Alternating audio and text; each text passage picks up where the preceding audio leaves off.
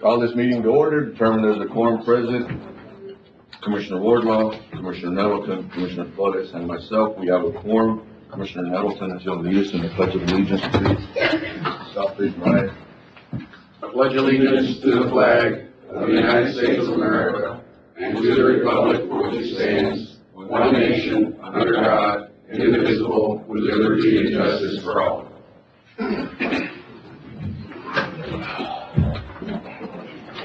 I did not see any minutes. No need for any action on number 4. Number 5, we have citizens' comments. Fred Schuman, on Moreno. Fred? Mr. Schuman?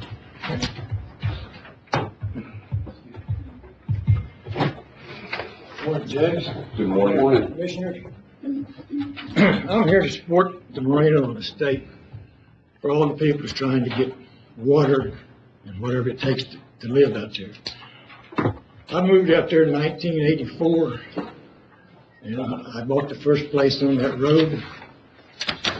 And I had a dream, and I think every other person out there has a dream, to get out of the city, raise agriculture, bring the children to the country. And that's all they're asking for, some help from you people to get their water. In the road situation, I mentioned donation of my part of the road many years ago because we have to come across the railroad track to haul the heavy equipment. And it tears that road up, and it's all just sand. And I also donated it to the county commissioner before Mr. Flores. So I tried to do my part, but I have nobody to socialize with me or talk to me about why can't we do this? This could have been done years ago. Also, that's the only way out. We have no way out when the railroad track floods. We have to go through private property across the railroad track. I think Mr. Gillum, or I don't know who owns it now.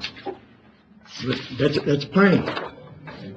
But these people just need help because they've got a dream just like the rest of us when we were young. And I would appreciate your help.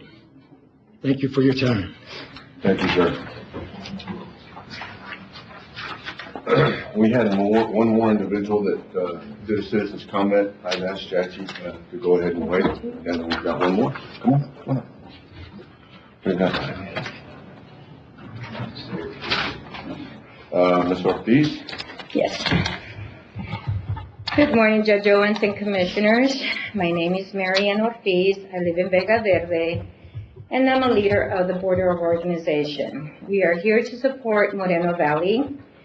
Also, we are asking Judge Owens and Commissioners to please hold some of the meetings in the evening due to the fact that many citizens do not have the opportunity to attend the morning meetings. With this, more of our citizens will have the chance to have a voice in our community. And I think we had spoken about this way back some months ago when we were at the Guadalupe gym about having some evening meetings. Thank you. That was it? That was it. Okay. Thank you, Ms. Ortiz. Is there anybody else? Nobody? Okay. Like I said, we have Ms. Casanova that she had asked to speak in citizens' comments, but I've asked her if she doesn't mind wait till we get to the item. That way we can sort of visit with each other. All right. Discussion possible action on 2022-2023 budget. Who wants to go first? Any department, any elected official that wants to go, y'all come up to the podium. I know that we have, and I don't know for which items, but Reggie's here with adult probation. He had asked for $183,000 for a pretrial for some employees. I don't know if we want to talk about that. Judge Gonzalez is also here, and his items are in here also, further down for some specialty courts to apply. But anybody who wants to talk about the budget, elected officials or department heads, this is your time to come up and let's visit. Okay, well, let's do this. We're gonna roll into, All rush. did a good job.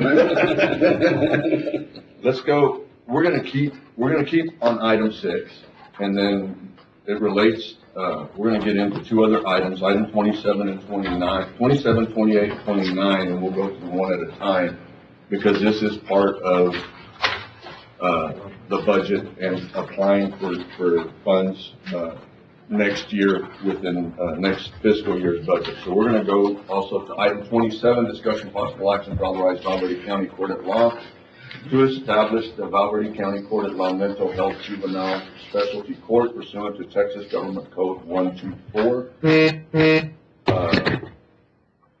I'll make a motion. 004 via court court I'm resolution. gonna make a motion to approve. This is something that I think we really need.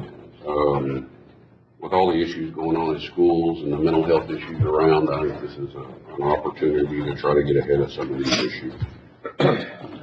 Do I have a second? Second. I was gonna actually speak. No, come on up, Judge. Let me just get the second. But no, we got it. Come on up. Come on up. You sure? Yes, sir. I have a motion, Commissioner Middleton.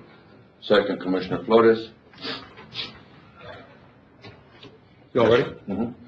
Okay, so we're talking about 27, is 29 also? Let's do 27 first, and then we'll move to 29, sir. Okay.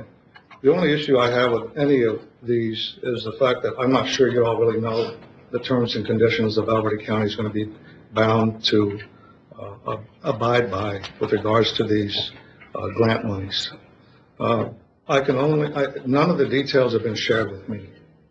I don't know if any of the details have been shared with you in terms of what it really means and what it's going to call for. And that's why I'm afraid that you all may be making a decision without having everything in front of you. And the reason I say that is because it hasn't been shared with me. And it's going to bind the Juvenile Probation Department, which we are a part of and a head of. We do choose the director. It's hard for me to keep it confined because 29 also talks about another specialty court. And if I'm not aware of what the terms and conditions are, and it hasn't been shared with me, and we're supposed to work together, that is a big concern for me. And if you all are going to establish it, I'm not sure you all know exactly what's going to be entails. The only thing I can extrapolate from is from the GRIP court. Okay, the GRIP court, when it was established, had a probation officer there, and there was money involved with that. And I think she was there for a couple of years, and then all the work that was generated was thrust upon a probation officer. No additional money, just additional responsibility. And in saying that, you need to be perfectly clear, because when there was a probation officer through the grant, Right. And then that money went away.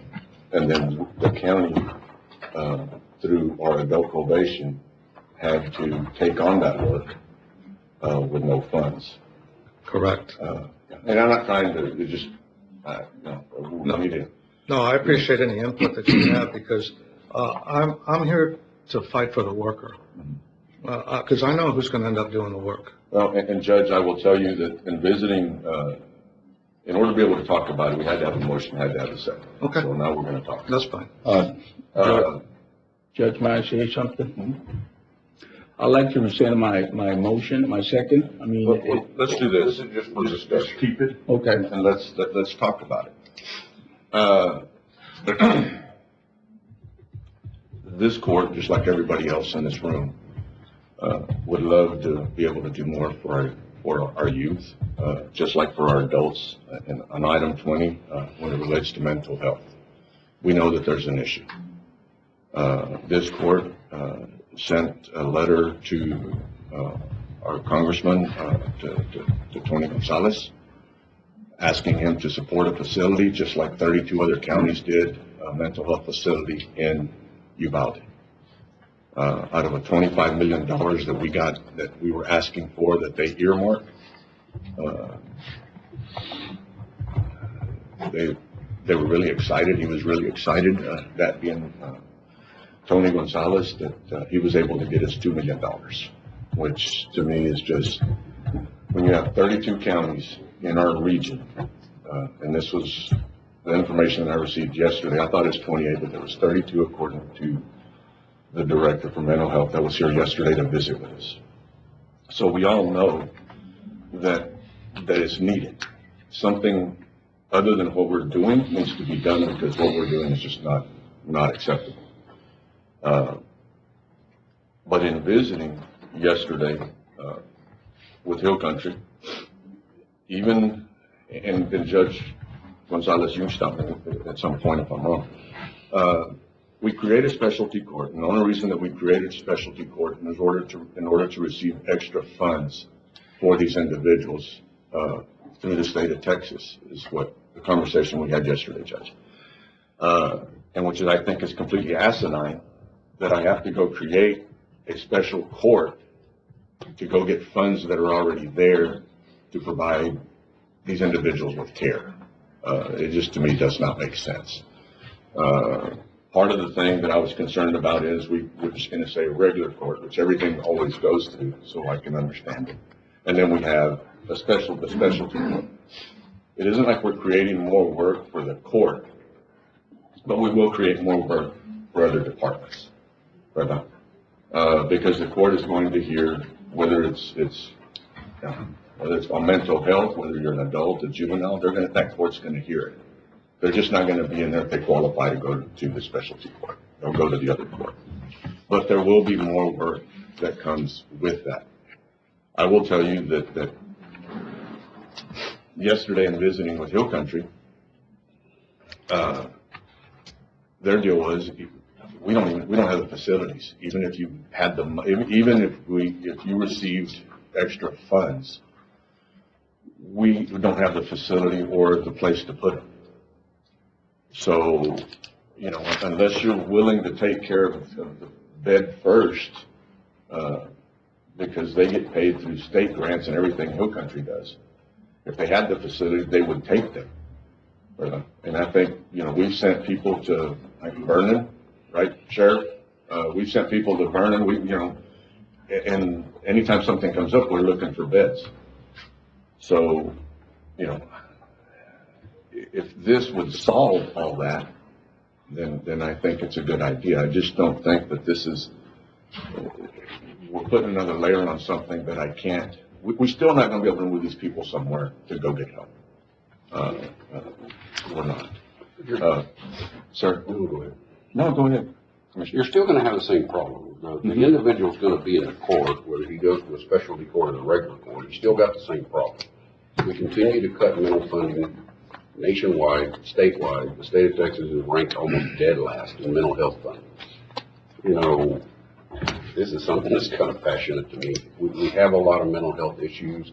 I understand that the workloads exist, but we have got to figure out a way to deal with these problems. I understand the bed issue. I get that part. But it doesn't mean we can't do something to try to help these people. Otherwise, they're just going to go to court, they're going to wind up in a jail, and then we're going to have the same problem. Without some sort of system in place, is this the answer? Probably not the whole answer, but it is a start, at least in some direction, to deal with how we're going to separate these and deal with these mental health issues independent of themselves. I agree with the judge. Yes, we need more beds. There's no doubt we need beds. But we can't just continue to throw them into the jail and expect the problem to be solved. And then at some point they get out and we've never dealt with the issue.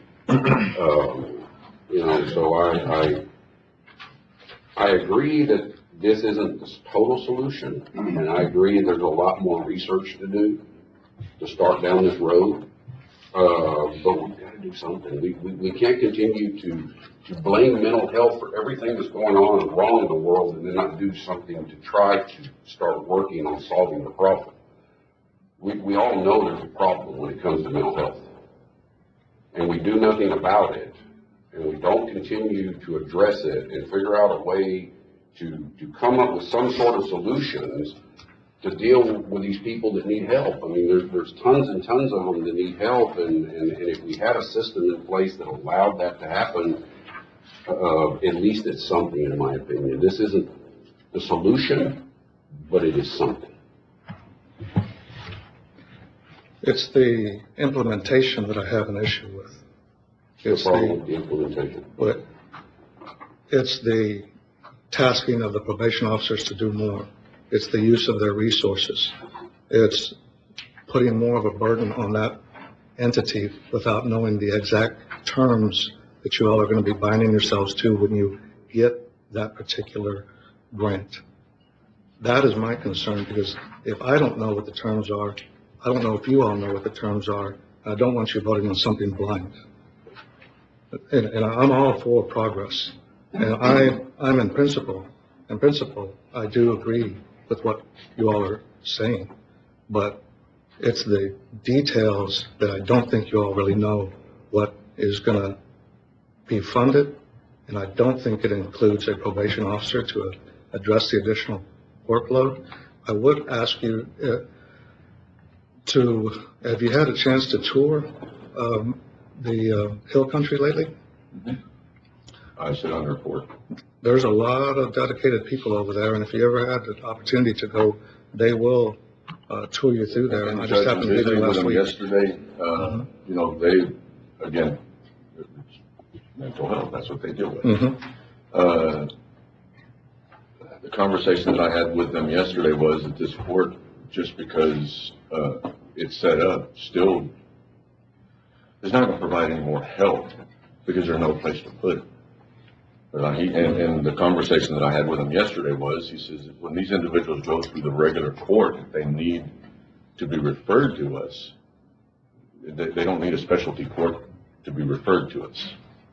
And it was pretty much that simple.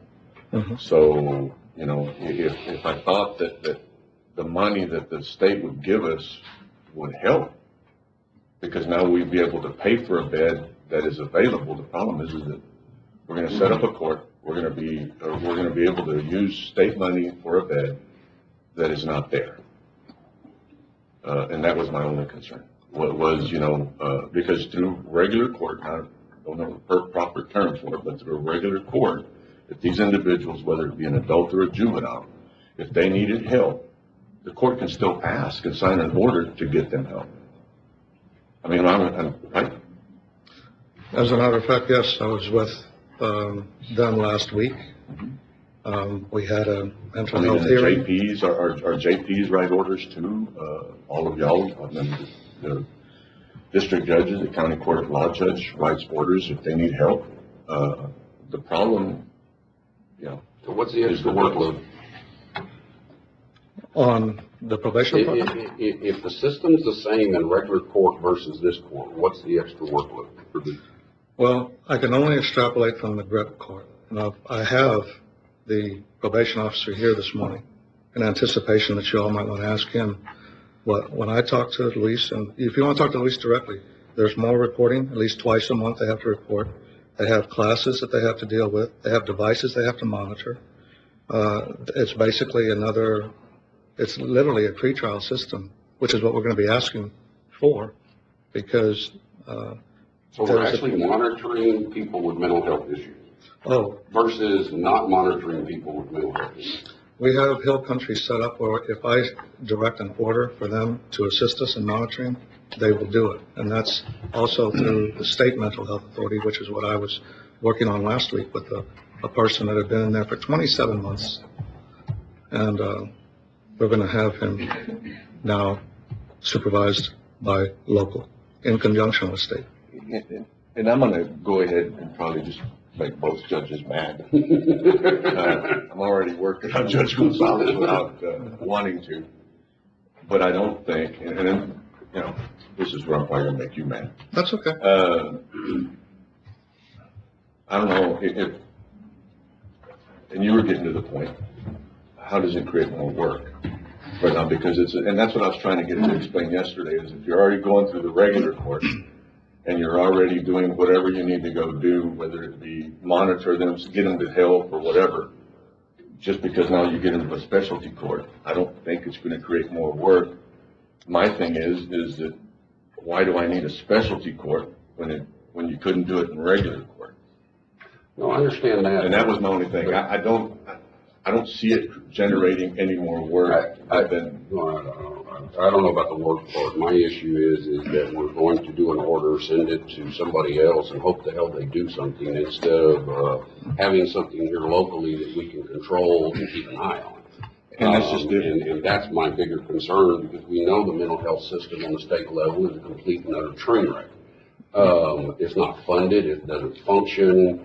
I mean, you know as well as I do that it is a train wreck. At least with something like this, we are able to monitor on a local level to keep an eye on what's going on with the patients and the people that have mental health, to make sure that they're getting as much as we can possibly provide them. I understand the funding is short and the beds are short, but at least we know what the heck's going on. If we want to take the problem and dump it off to somebody else and say, okay, we're done with it and move on, and then we wind up with a problem in our jails with mental health issues, we wind up with a problem with our schools with mental health issues, because we didn't want to deal with it.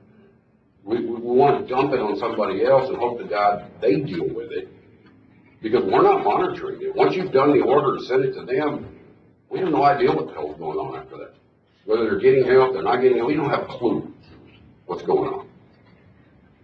At least this gets us some sort of local people to figure out what's going on, and we can keep an eye on it through the court systems about what is happening with this individual.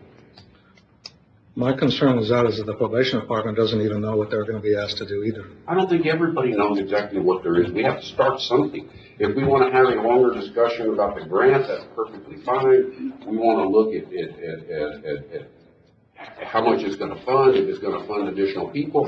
I'm not convinced, I'm like the judge, I'm not necessarily convinced that there's a ton more work to it, but I'm not going to disagree that there is more work to it. But at the end of the day, at least these people are being watched and monitored, and we know what the heck's going on. You know, instead of just turn them loose in society and hope to God we don't wind up with another problem like we did in Uvalde. You just hope to God that somebody took care of them. At least with this, they're monitored somewhat, and we have an idea of what's going on, that if they do get bad enough, we can maybe get them to a place where we can get them some help, instead of hoping some state agency or somebody is going to deal with this problem. That's my biggest concern, is we continue to have these discussions, and it makes me sick that every single time we have a shooting, we say it's a mental health problem, and we do absolutely nothing about it, other than dump it on somebody else and continue to cut state funding and do nothing about it. And that's what irritates me to death about these things. Is this a solution? Probably not 100%, but it's something. I see that. I think if we all had more information on what it's going to do, I'd be a lot more comfortable. But right now, And if you want to pause and have that information, I'm perfectly fine with it. But I can tell you, from my perspective, I think we need to do something. From what I see going on in this state, we need to do something. The state of Texas is not going to step up and do its job. The locals are going to have to do something. And this at least gets us some kind of monitoring and idea of what's going on with these individuals. What we have now, we have no earthly idea until they wind up back in your court and you file the same order again, and they go back down there for a week or two, and then they don't have a bed for them, they dump them out, and then they wind up in the sheriff's jail, and we have to deal with it. The jail is not the place for mental health cases. That is not the place. And that's what we're doing with them. And hoping to God that it goes away or something. I don't know what we're thinking. But we think that jail is the solution, and it's not the solution to this problem. Mental health is something that people need help. They need to be monitored. They need to be talked to. They need to be dealt with on a constant basis to deal with mental health. And they're not getting it on any of these state level programs. They're not getting it. At least here they're monitored and they're looked at and they're talked to, and the probation officer or the judge or whoever is dealing with them on a daily basis or weekly or monthly or however that program works. That's more than they're getting anywhere else. we just don't know how it works. And Commissioner, my deal is maybe the judges should be doing a better job. If they're waiting for a damn specialty court to do their job, and that's just my opinion. That's fine. Well, I think the problem is that the specialty court gives us more control over the individual, monitored more on a local level, than a regular court does, because all you're gonna do when you have a mental health patient is sign an order and send them somewhere, and we're done. Monitored by who? Hmm? Monitored by who? Whoever it is, it would be probation in this case, the judge in this case. I understand there's more work to it. Yeah. You know how much work it is to go clean up a school? What I'm thinking is, Commissioner, if it real quick, involves, real quick. if it involves any kind of Judge, real quick. psychological You force, things made like the comment a that. little while ago. Yeah. If we wanted to pause, we have another meeting on the 30th. I know If we wanted fine, to but I pause, mean, and get more information for everybody. I'm would you be perfectly okay? fine with pausing, but I can tell you, I am not gonna give up on this, because I think we have to do something. We have to do something, and we can't continue to push this off on some state agency and hope they do their damn job. And if it means more work on probation, it means more work on probation. If it means more work in the judge's office, it means more work in the judge's office. But at the end of the day, at least the individual is getting something. I would just like to see the details, what it really means that you all are voting on. That's all. I don't think you have enough information to authorize a court, to authorize it. What did you take to get the details? That's what I've been asking for. It's never been shared with me, it's never been shared with probation. I'm not sure it's been shared with you. Like I said, I'm in total agreement with the principle. It's the implementation that's the issue, and that's what I'd like to see. Thank you. Thank you, Judge. Judge Cadena has been a lawyer for over 20 years. He knows how the system works. And you're right, Commissioner Nettleton. We just sign an order and that's it. We hope they take them and that's it. The purpose of the specialty courts by the governor's office is to bring safety to the community for incidents that occurred through Del Rio residents. Only Del Rio residents. So if someone has an offense, whatever it is, felony or misdemeanor, and they're a Del Rio resident, the specialty court can help them. The specialty court statute allows us to apply for funds to help people to provide services. And these services are services that aren't typically provided to traditional courts. So they created a statute. The statute includes prostitution court, mental health court, veterans court, family violence court, juvenile court, and mental health court. So, and the DDI court. We applied for the DDI court. Specialty court allows me to get funds. We help a lot of people. Not only do we help people after they're placed on probation, we now help them before they're even, from the moment they're magistrated. Within a couple of weeks we have them, if they're Del Rio residents. We provide services to these people. We provide counseling services, treatment services. We monitor these people. We get them UA'd. In Del Rio, we have a big problem. It used to be alcohol, maybe marijuana, yeah, it's okay. Now it's cocaine. Guess what? Now we have meth. Meth. It's bad. Not only with our juveniles, but with our adults.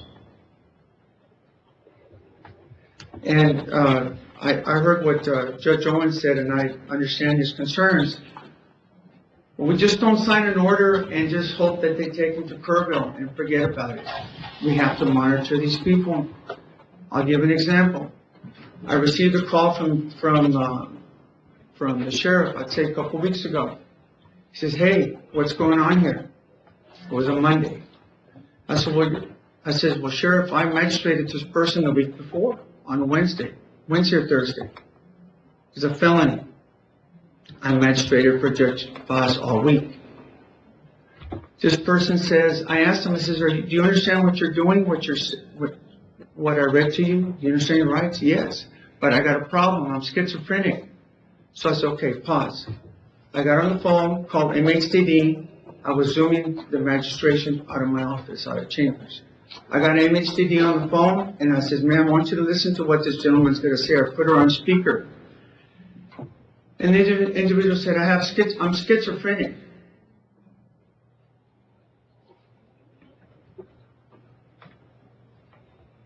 And I said, ma'am, you need to go to the GEO facility right away, today. Get this gentleman assessed, determine what his needs are. What are his risks, and what are his needs. Because if he commits suicide in this jail, whether you agree with me or not, it's a problem to our county. It's a problem to jail. That person should not be sitting in that jail because he's got a problem. The sheriff called me 4 or 5 days later, and the sheriff already took care of it. They should have already gone in there and done an assessment. Well, they didn't go. Wednesday, Thursday, Friday, Saturday, Sunday, Monday. 6 days. It took 6 days to get that person out of that facility and sent over to another facility. 6 days. The specialty court in mental health component, whether it's family violence or whether it's a juvenile, is going to get this person immediate attention. It's going to create an intervention to allow this person to get monitored, assessed that day or the next day. Not by a doctor that comes to the facility at GEO, but it's going to be done like a telemedicine over the internet. That's going to be an expense that I'm asking for funds through the governor's office to intervene and get this assessed.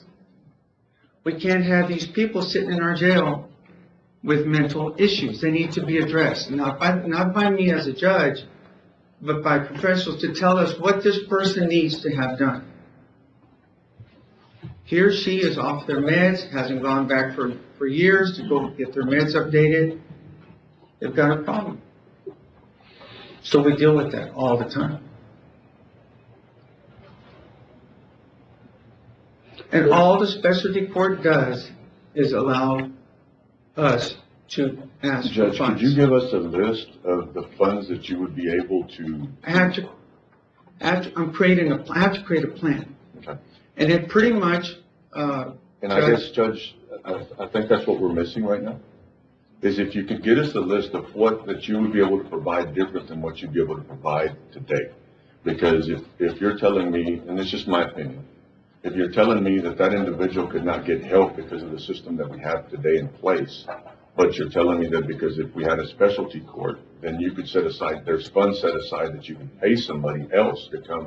I have to ask for those funds. They're not set aside for me, but I have to But you have a petition. list of what funds you'd be able to ask for, right? Services. There's Okay, services that there has to be a different benefit than what we already have, in my opinion, before I would vote yes for this. In other words, if we're going to vote yes, if I'm going to vote yes to do this, and we're doing the same over and over again, and that's what he's saying, is that this is going to provide us another avenue to provide different services, then I don't think anybody would vote no against it. If you're providing different services and we're not just setting up something just for the sake of doing it. What office, if the governor's office handles all this? Can we get a meeting with them? Can we get something to discuss what's available through these programs? It's they're not the one that has the plan. No. We create I'm the talking about plans. the funding part, and what they would be willing to fund and help us. They can't tell you that. They take every application, every grant. So you're gonna put together a plan, and then they're going to either approve it and fund it or they're not. Yeah, And we haven't They put can't- together a plan yet. that's what I want to do. That's why I'm asking to let me establish it now, because the grant is due between December and February. Can we put together? And I'm gonna, my plan was to visit family violence court in Bexar County, another one in mental health, and another one for juveniles. I have an idea how it works because I operate the DWI court. And so, I'm not trying to surprise the court with something that's crazy. You know, all I'm asking you to do is to consider we need a family violence court. We have over 200 cases that have been filed in the last couple of years by the county attorney's office. And Judge, I don't think anybody on this court And we have would protective vote, orders. would vote against mental health, either for juveniles or individuals, the whole family violence, okay? If we just had a little bit better of a plan, it would convince me and make me feel better, before I go vote to set up a specialty court and not know Well, I exactly what think- you're doing. And then again, your DWI court, you were given permission to do it, I mean, by the court.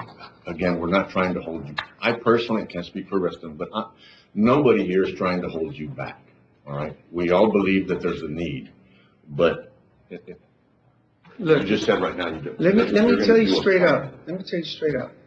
The problem, it's not a problem. I don't have a problem with pretrial services, what Judge Cadena wants to do. What he doesn't want my specialty courts to hinder his pretrial services. That's exactly what it Okay, is. let's do this. No, it just, There's a line somewhere right there. so I let's just make sure understand, but we're- let me go back a step further. When the county judge at that time, Judge Mike Fernandez was here, 2 positions were created for pretrial services. But before that was created, we had gone to Bexar County and we visited Judge Nelson Wolf. We saw their facilities, for pretrial services, we saw their satellite booking offices, which deviates the numbers and lowers the numbers in GEO because they went through a satellite booking office, nonviolent offenders. We did all that because I thought pretrial services was a good option. Then all of a sudden, the budget kicks in August and they take those 2 positions away that were going to be held at the GEO facility. No rent, no overhead, other than just the 2 officers. Now I come today, he didn't call me. Judge Cadena didn't call me, but he gets up here, and I don't have a problem with his pretrial services. I don't have a problem with that. It's needed. I support it 100%. But he knows how the system works. I'm not here to hinder Mr. Reggie Rangel or Luis Arroyo. I even asked for funds in my grant that kicks in this next month for a probation officer, for funds for $36,000. Not under my budget, but under their budget. If needed, it's there. So to tell me that I'm not here to surprise anybody or do something I'm not supposed to be doing, if I did, Mr. Esser would be the first one up here. Mr. Esser and his wife. That's why they're here, to help us with our grants, to make sure that we don't do something we're not supposed to do. The other person is Mr. Weingart. I always tell him, if there's something that they're concerned, please bring it to my attention. And he does. So I'm not here to surprise you or bring something that's out of the ordinary. It's simple. It allows us to apply for funds to bring services to our community, to the people. That's it. I really want to just say thank you to both of y'all, just because of the passion that y'all have for what y'all are trying to do. I want to thank you for that. But in saying that, and it's really nice to listen to y'all speak the way y'all speak versus when I get mad. And when we get mad. I gotta figure out whether y'all really mad or not. But the passion that y'all have for what y'all do. It's nothing personal, Judge, with No, all it's due not. respect. And I No, apologize if it was, if I was. Judge, you need No, no, to quit, because I'm not taking it personal. No, but I want you to hear it from me. You need to understand that me and you have talked, we've had our conversations in your office, my office, with, I really do thank both of y'all for being here and the passion that y'all have for our community to make it move forward. I want to thank both of y'all. The only thing that I would ask is, in my opinion, we've got a motion, got a second, we can take a vote. If the second doesn't rescind, I would really like to see something as to what funds, Judge, you would be able to, just some type of list as to what you would be, in my opinion, in order for me to vote yes, a list of what would be different. What is it that you'd be able to apply for? The most That would make important the thing that I I'd have, like to see a list, Judge, in my opinion. I understand that, is to reach an agreement with some doctors, some psychologists, or LPCs, licensed professional counselors out of San Antonio, Austin, wherever they are, and let them provide us with telemedicine. Right away, next day, next day, they provide us with an assessment. They tell us exactly what the risk and the needs are. Yes, I'm gonna need money for monitoring. Yes, I'm gonna need money for testing. I need kits. $5,000, $6,000, $7,000, $8,000 worth of kits. For urine, for swabs. Oh, I can't pee, so we get them a swab. I can't pee, well, do the saliva. What's it gonna take to get y'all two on the same page? He doesn't So want what- my No, people. I mean, in my- what do we need to do to put something together to make this court work? He doesn't want my people, when I say my people or his people, he doesn't want his probation department to help me with my special report if it's gonna hinder his pretrial services. That's the bottom line. And that's asinine. And I'm not really too concerned whether y'all get along or not. No, I get along with him. No. But he Judge. came up here, so I'm up here too. And again, I greatly appreciate y'all's passion. I'm not really too I'm concerned not if y'all gonna get pull along. back. I think that if we had a plan, in my opinion, if I had a plan, we have a motion, we have a second, we'd already gone to a vote. How do we get the plan? Well, I can get you a plan, but if you How do we want, get the plan? This is exactly what I was telling you about. Why vote on something we don't have the details in front of? And that's my biggest concern, because you're gonna bind a probation department, you're gonna bind a lot of other people, and you don't even know what it's gonna entail. He doesn't even know what it entails right now, because he doesn't have it. yes, I do. And he didn't tell, and he has never shared it with anybody. Okay. And that's why I don't wanna see you all. It's let public that happen. record. Can we get a, can we go backwards and get a plan? No, I'm fine with that, but I wanna know how we're gonna get to the plan, because I'm not gonna let this go. But either Judge. way, he's not gonna be Judge. for it. I don't care who's for it or not. The If we have a component- plan and it works, we're gonna do it, and it is what it is, and if it's pretrial work, we're gonna look at that too, and, you know, we've gotta do something other than stand here and have this same continual argument, and I was gonna ask David his opinion on this, as he deals with this too. And I don't know that there is a happy medium somewhere, but I think that Judge Gonzalez already kind of has an idea of what his plan is going to, and tell what it's gonna be asking for. Perhaps you can put that plan on paper, put it together, so, but I also understand that he does, Judge, you're asking, what are you gonna get money for? Well, I don't know. it has to be No, no. approved, so he's not gonna know that, he'll know what he's gonna be But he asking. has an idea what he'd be asking for. Absolutely. And I've not seen anything. Can you put that on paper of what you're gonna be asking for and how you want this thing to be structured, and then bring it back to us? Because I wanna see this back again, because I'm not gonna let this go.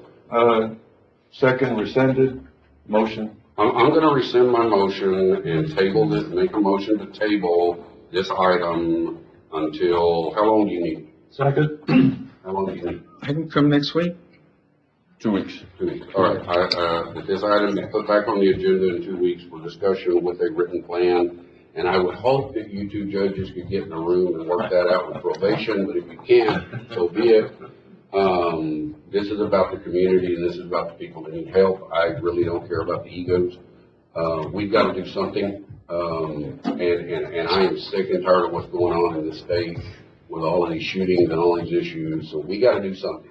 Maybe this is it, maybe this isn't it, I don't have a clue, but something has to I have happen. a motion, Commissioner Nettleton, second Right, Commissioner thank you. Wardlaw on item 27. All in favor of table? Aye. 4-0 vote. We're gonna go on to the other items. May I please be excused? Sir? May I please be We have excused? your other items. Okay, I'm sorry.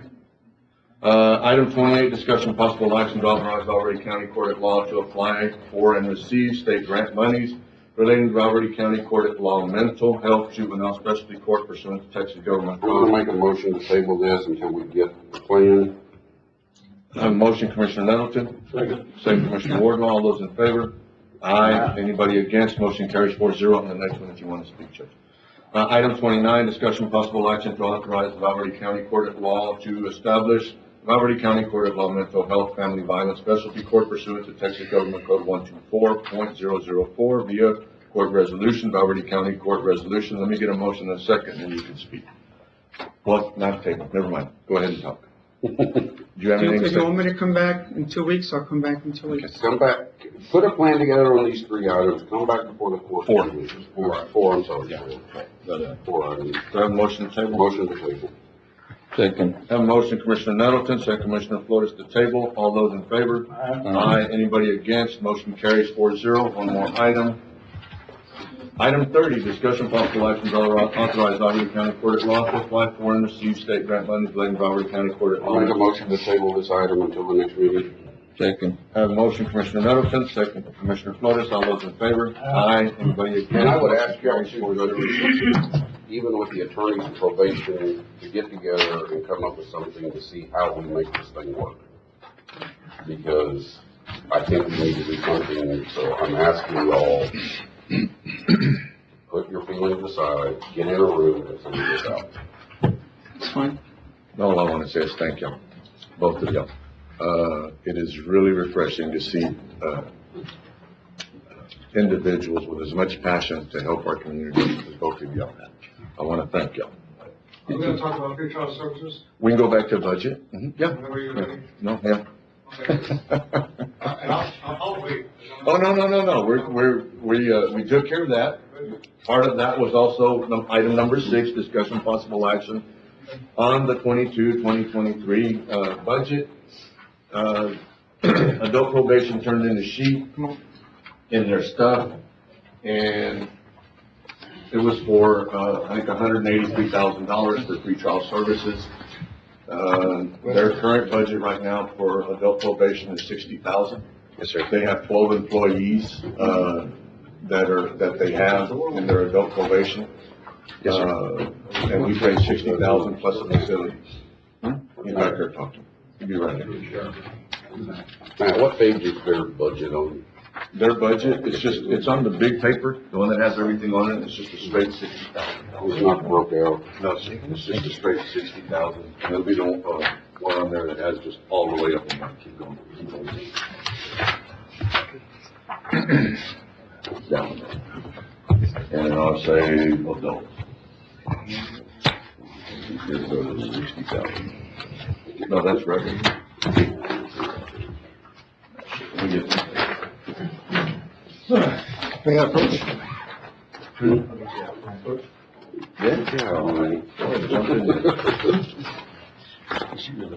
I really enjoyed those last items.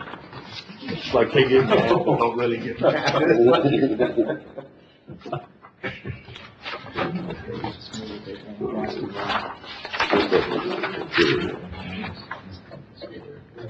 It's on page 24, 24 of y'all's budget, 24. I'm sorry, I was trying to get to one of those.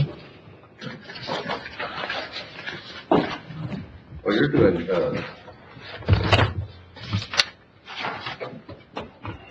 No, I just took that opportunity.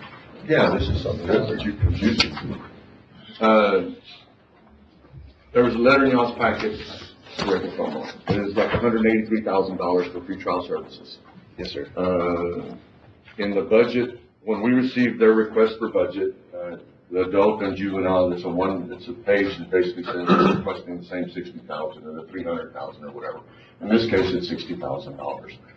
What's in our budget? They're requesting $183,000 for pretrial services, yours? So the request for pretrial services is something that we want to start. We're currently doing some of the pretrial stuff that the county requires. We don't get funded for it. The only thing we get from the county is the current contribution that we get. The request that we're doing is honestly to start a pretrial services that requires the PR bonds that we do. It's pretty much for additional staffing. some of the funding's gonna cover salary costs, it's gonna cover like retirement, for new positions, pretty much for the workload that we're receiving right now. One of the main things that's keeping us busy is a bunch of bond reports that we've been getting. Here lately with all the immigration stuff, we're the ones that do the bond reports, pure bond reports for the courts, for some of these people to get released. They get placed under pretrial bond supervision, which we also cover. If you don't mind, I'm not trying to get mad, but if they ask you a question, if we can take it like one bit at a time versus a bunch of information. Oh, okay. Commissioner, You're dealing with the stuff that's from Operation Lone Star. Yes, sir. there's funds. We have funds for that. Why are we not funding that? Well, we tried this out, actually, we've been doing this for the last, couple of years? Yes, sir. We tried it on kind of like, hey, let's try monitoring people pre-trial for a while, let's see how it goes, and then all of a sudden it ballooned up to how many cases? I think right now we're at 130, 140. Out of that 130 or 40, how much of them go through Operation Lone Star? I don't know, we started it 2 or 3 years ago because we wanted to make sure to keep people out of jail. I don't know how Lone Star's impacted it now. So before Operation Lone Star, when it came to pretrial bond supervision, we only had about 5 or 10 pretrial bond supervision cases. So Operation Lone Star is the one that's creating the problem. To an extent, yes, sir. Why are we not funding that through Operation Lone Star? Well, I don't know what their funding entails, and I don't know what their parameters are. I just know I'm looking at the jail list today, 109 people in Valverde County Jail. We're trying, what the whole premise of this is to supervise somebody pre-trial, get them out of jail. No, I understand the concept of what we're doing. I'm just asking, why are we, if the workload is increased because of Operation Lone Star, we should be funding that through Operation Lone Star. If you needed additional people to deal with that workload, then we should be funding that through Operation Lone Star. Am I wrong here? Or? You're right. We had a $2.8 million grant, and then we just received, last week that we would be receiving another 2.5. The question was, on the 2.8, were we going to be able to keep what we haven't already spent and keep moving forward with that 2.8? Plus the 2.5, and I think Debbie last week on Friday had said that the answer was yes. So it's 2.8 plus 2.5, 5 point. So you're asking for how many additional people? 3 to 4 additional people. And which one is which it? is just what? Just go, 3 or 4? go for 4. 4. 3 or 4, you got to think. Yesterday, the DA Suzanne West shared some statistics with me. She has just under 600 new counts of human smuggling, all Operation Lone Star cases. That's what I'm saying is, 600 cases, but some people have 5 counts, 7 counts. Nonetheless, that's how much work is being done. the additional funding you need, you asked for 100, what was it, 100 and, I don't have the damn paper. 63,000 or something. 183,000. That would include the 4 or 3 people, That would include 4 people. 4 people. plus what they need to operate. He asked for a total of, what he asked for before you start asking for more. $180,000 and change for 4 individuals. Yes, And in I the think- letter, it stated that, that was enough money to cover those individuals and anything else they needed. That was in your letter. So, I mean, one of the things the judge is probably trying to also get across, I mean, we do the Operation Lone Star, that takes a big part of the work that we're doing. But I mean, pretrial bond services also portrays in county court, regular district court. But if we No, but I get the understand, biggest part. you just said 4 or 5 is all you had before Operation Lone Star, so I mean, I don't. Yes, I mean, it's a mixture. The majority of our cases, yes, they're going to be Operation Lone Star is what we're getting. And I would stick to that. Trying to find the funding for that. If Operation Lone Star is For right creating now. a problem, then we need to fund it out of Operation Sheriff, Lone Star. And I know the sheriff's gonna get up and say, don't take my We just money.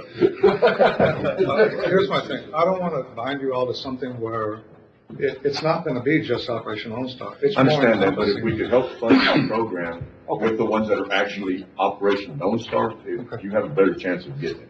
Okay, well, you all know the figures and what it entails, I just don't want to misrepresent anything to you. It's more encompassing than just transportation of alien cases. You know, we're talking about anybody gets arrested for any type of crime, we're gonna have pretrial monitoring. But No, I understand that. out of the 12 people that you have a pretrial we have one person that you actually have listed as pretrial in your job description. Yes. When I got the list.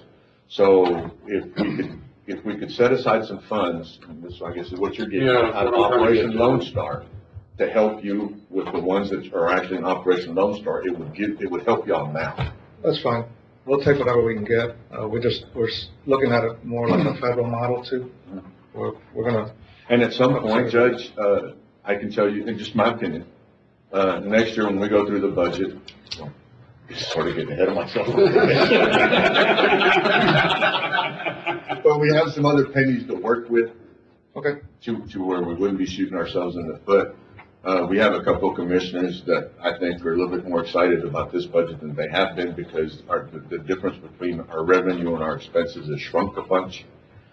So we're trying to get closer. But yeah, I'm getting off course. okay. Before you leave, Judge Cadena, I support Judge Cadena on this, despite our differences in the previous line, nothing personal, but they do a great job. And yes, Operation Lone Star has put a burden on them and his staff. They're asked to do reports within days, especially the one when it started in Valverde County. Now they're dealing with reports out of out of Kenny County. And he has to send people up there all the time to get these things done. I'm glad you brought that up. I didn't want to. I'm glad you brought that up. But aside from that, they handle the felony cases from the 83rd, 63rd. And they How handle much of that workload is out of Kenny County? The majority. But in saying that, and if I'll probably get corrected, but I had a meeting the other day with Suzanne, and she'd asked for some money from Kenny County. And the answer was from, I hope this is right, I hope I got my facts straight, from Judge Shahan that she was based in Valverde County, therefore Valverde County should bear the burden. How much money did they get out of Operation Lone Star? They got, Yeah. More than us. but at the end of the day, we can scream and holler, bad, but we still have to do this. These are the stats that Suzanne wants them up, that approach. Yeah. Because As long as you don't throw it, you got And I'll just say it for the crowd. Valverde County smuggling cases by arrest. Fiscal year 2020 was 4. Fiscal year 2021 was 245. Fiscal year 2022 so far is 598. But then look at Kenny County. Yeah, Kenny County. 64, 67, 3,045. So, those are the stats. And while I agree that we need to do something, I would also agree that Kenny County needs to help pick up part of that tab. Have y'all approached Kenny County to request funding? We request the annual contribution, but I believe I was told that it was in the works. District judge, Kenny County District Judge and the County Court Judge, that they were in talks about Operation Lone Star. So there's, to my understanding, there still hasn't been they haven't resolved that out yet. Isn't he the district judge in Kenny No, County? it's, Judge Abad. Oh. I mean, they should pick up part of this, in my opinion. Yeah, just to jump in, same deal. We reached out for some help in the 63rd. We were told Valverde County is the county of record for these court cases, so we'll go through Valverde County. We were told a big So, Okay, so all okay, of then their let money me is ask another question. What does it take to move those cases to a different county? County. If they want us to fund it, are they here? County, can we get transfer them? We're in. Oh, come on, man.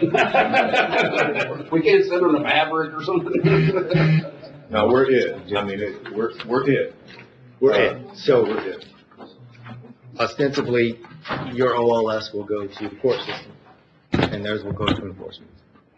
That's what it comes down to, apparently, since they're. I don't agree with it, and I would hope that the district judges would put pressure on the county over there, as they do on us, to help fund this, but, I agree we need to do something. I mean, I don't disagree with that. And I know the sheriff is just itching to say something back there.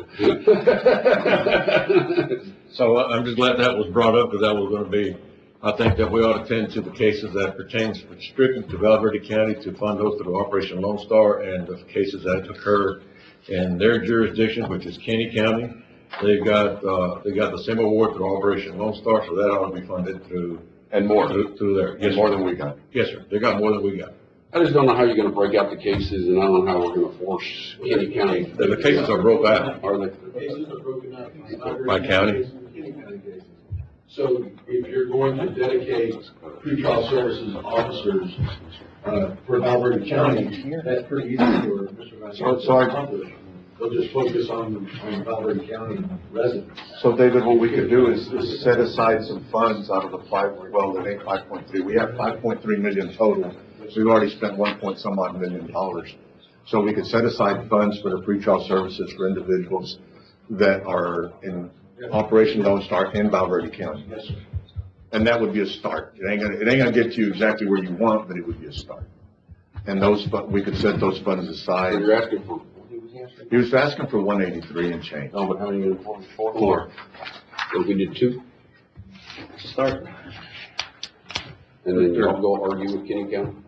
Well, I mean, not you necessarily, but I mean, no, but at the end of the day, you're still on the board of the probation, so y'all still have So we a could- dog in this fight. I mean, at the end of the day. Whether you actually hear cases out of there is irrelevant, you still are in charge of probation. We could fund 2 pre-trial as long as they are Val Verde County and Operation Lone Star. That work, and it'll help. Yes. Okay? I will make a motion. Reduce the jail population. Well, I agree with what you're trying to accomplish. It just kind of bothers me that Kenny County doesn't step up and do their part, because you're right, the biggest workload is coming out of Kenny. It's not necessarily coming out of Val Verde County. And they expect us to deal with their jail population. They expect us to deal with all their problems while they take their $3 million and do whatever they decide to do with it.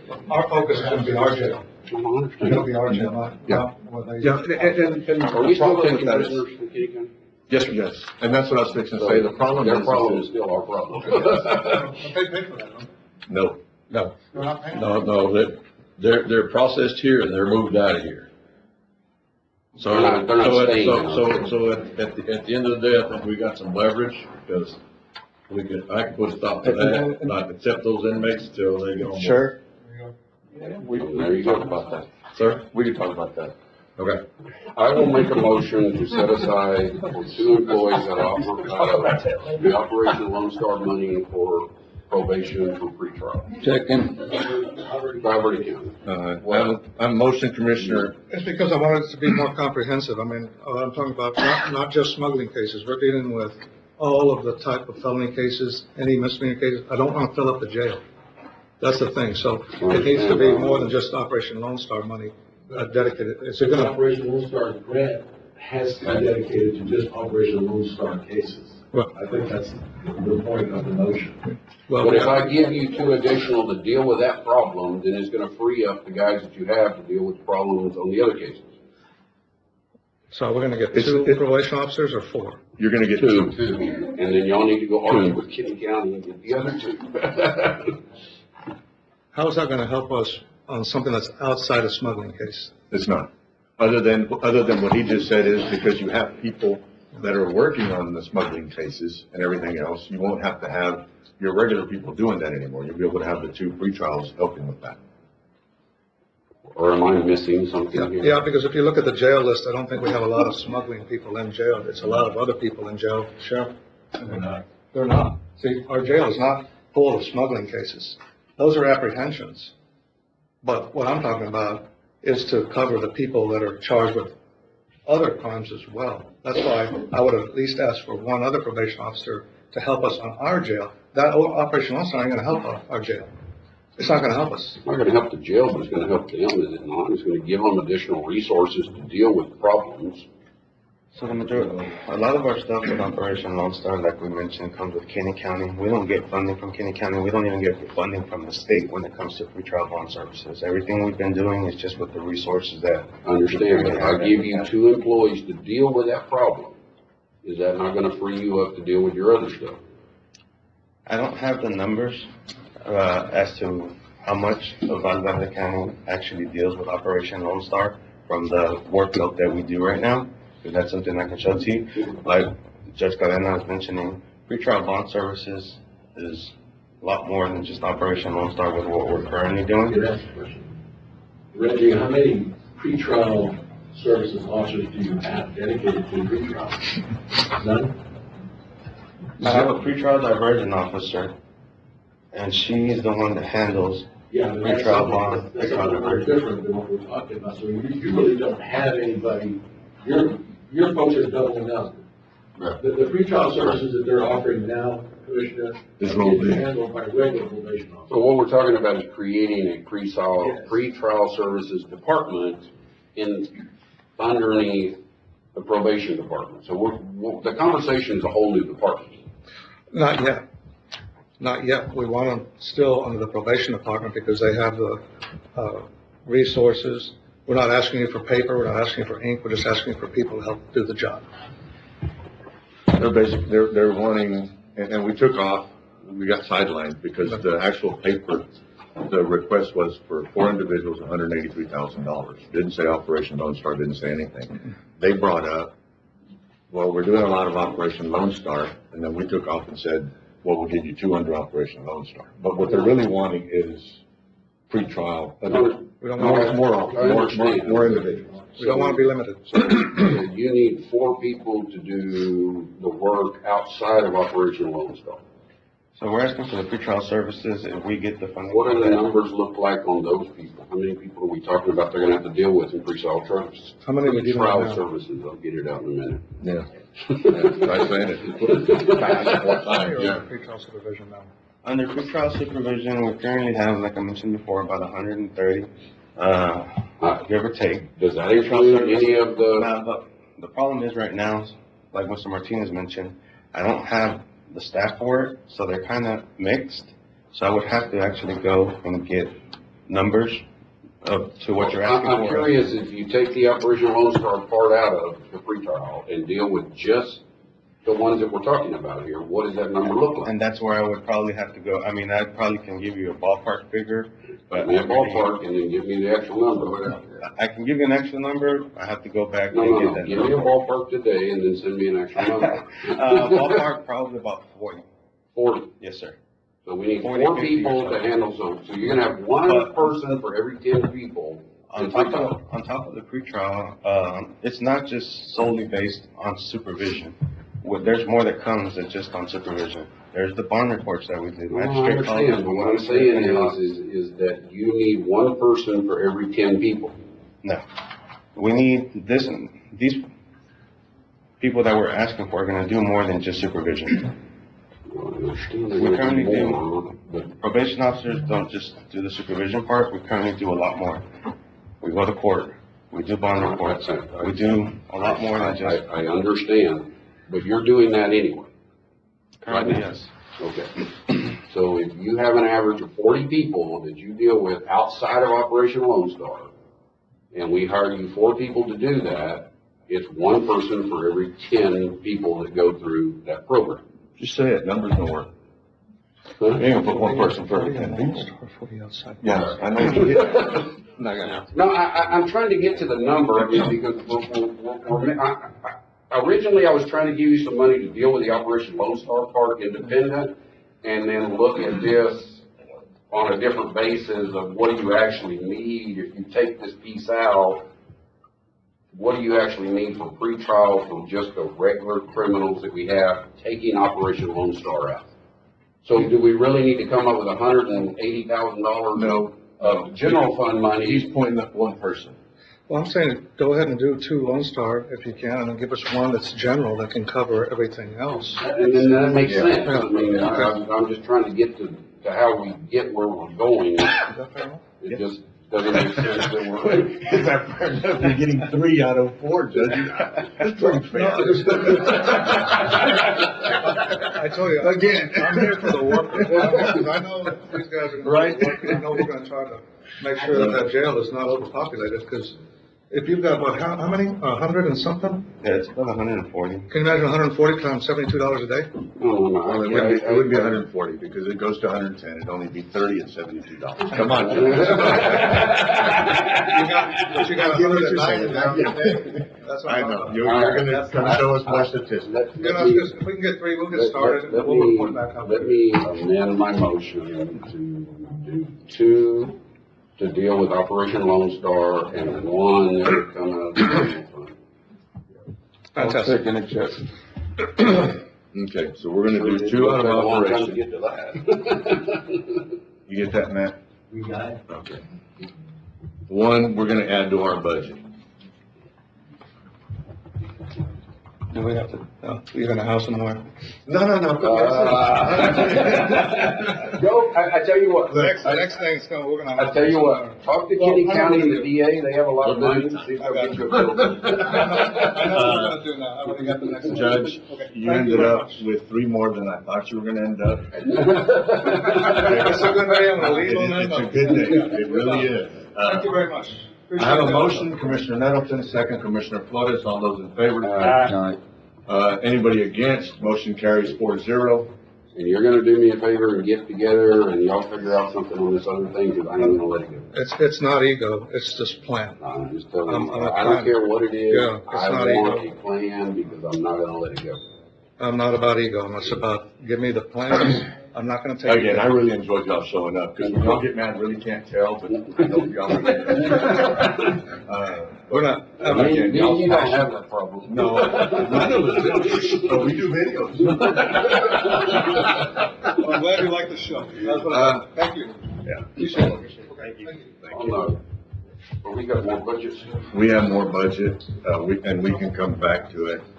We're I gonna, wanted to make a motion on the budget to put the 3,000 back in for travel. and I've got a list here. training.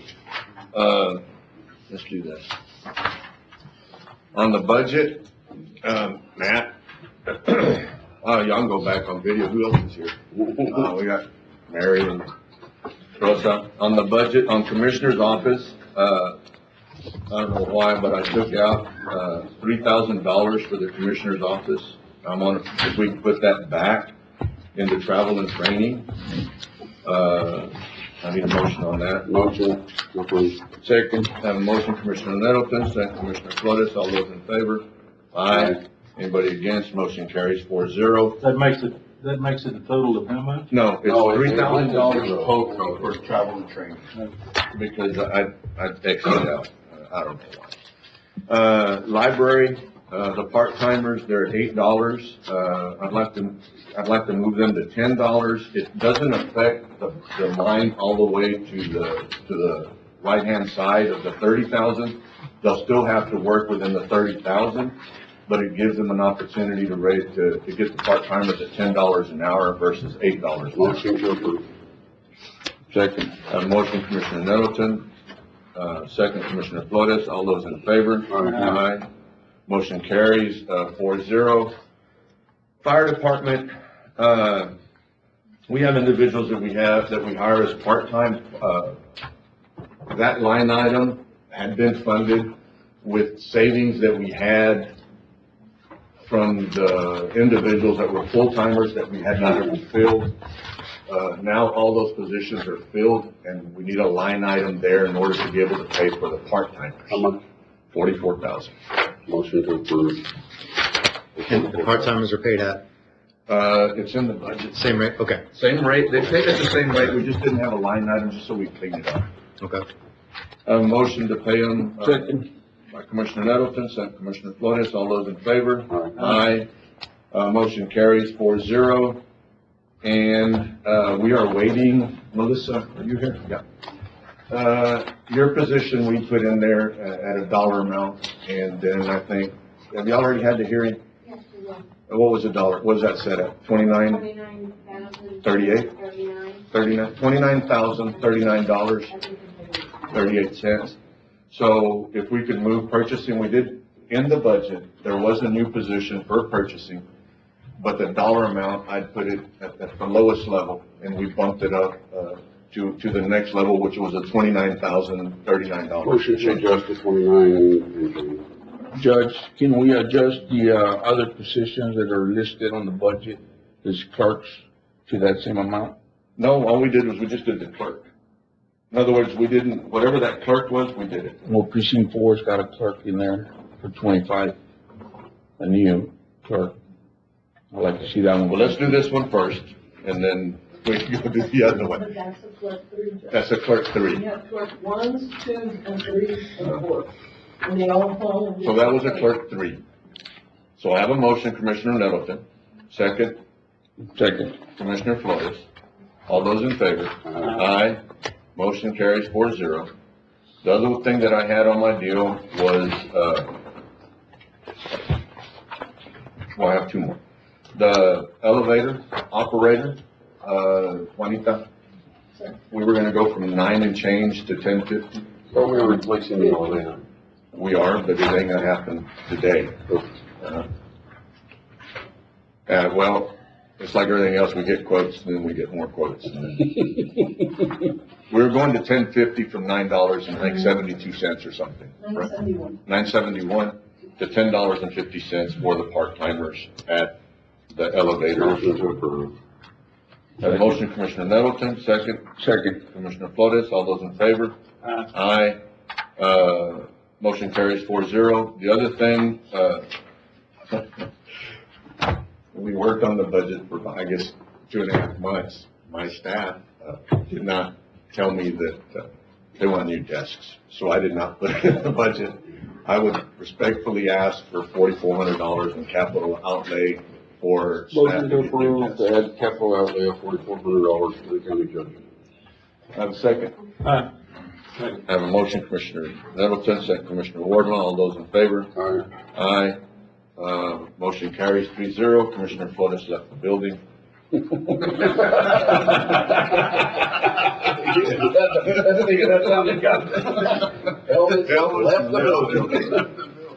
Judge, real quick, yes, on the part-time, it seems we raised courts, we raised library, we raised firemen. SO, on the part-timer and SO, are we raising that one as well? That was not on my list. Okay. What part-time? CR 43 clerk, she's been there 4 or 5 years, has not got a pay increase.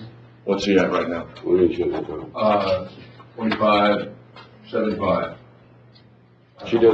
She's not getting those percentages of increases. No. We're not moving. We haven't moved it. Hasn't moved. So either we need to bump her.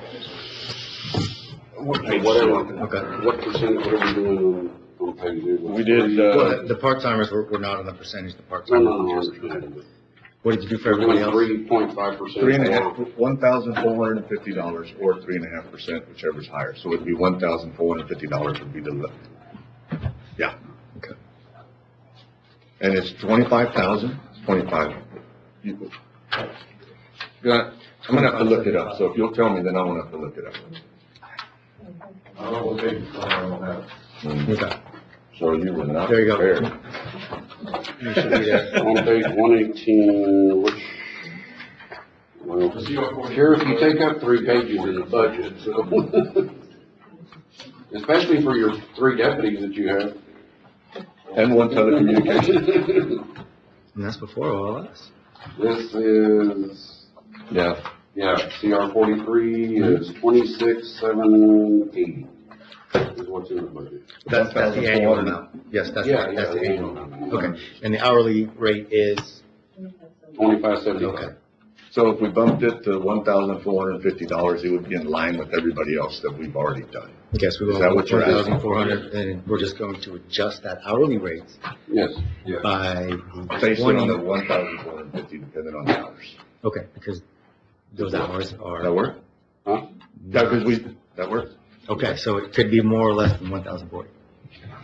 Well, it won't be more than $1,450. You'll Okay. have to adjust it into your hours.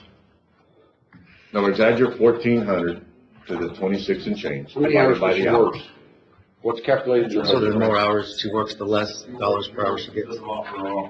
I understand she does a lot, but she's part-time, whatever How are you hours. gonna do it? Either that, you're gonna have to work it by a percentage. What are her hours? 20 hours a week, 40 hours, or what? What are we talking about, Judge? I was out for 2 minutes. We had cut the secretary at the community center. We already voted on that.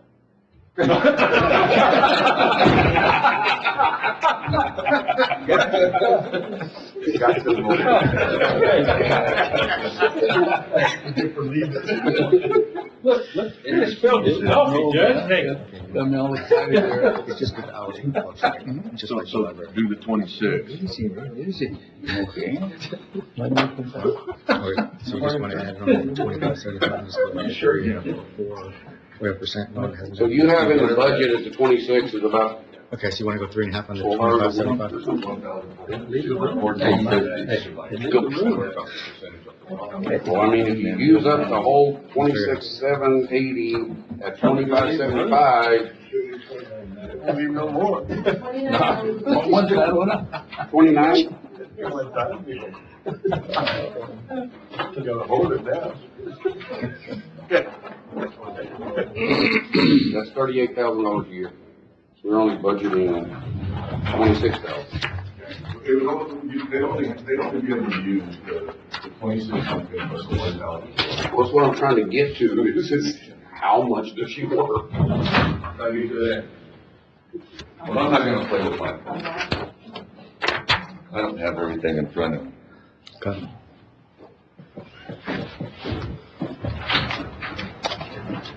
And the sheriff didn't come prepared. So basically, you're using up to 26, and then you're finding money for the rest because there's not enough money in there.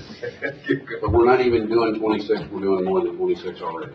In some cases, it's an hourly, it's not fixed. It's not a fixed 29 hours a week. It is not. So It's then the part-time, just like the conversation we're library. having is raising the 25.75 That would by probably, a percentage of the 14. that would probably be best. Right. To raise the And percentage. then that number to 25%. becomes, that number, you're already using 30-something, 35,000 out of, you're having to make up almost $10,000 that you don't have in the budget. Where are we making it up? If 29 hours per week is worked. I don't know what that is, I have no idea what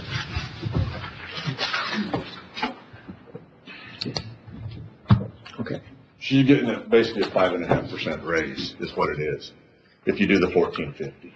So you could do 5.5, you could do a 5% raise. There we out of go. that 25 and something, between the 3.5 and the 5.5. Between the 3.5 and the 5% raise is what we would be voting on. Okay.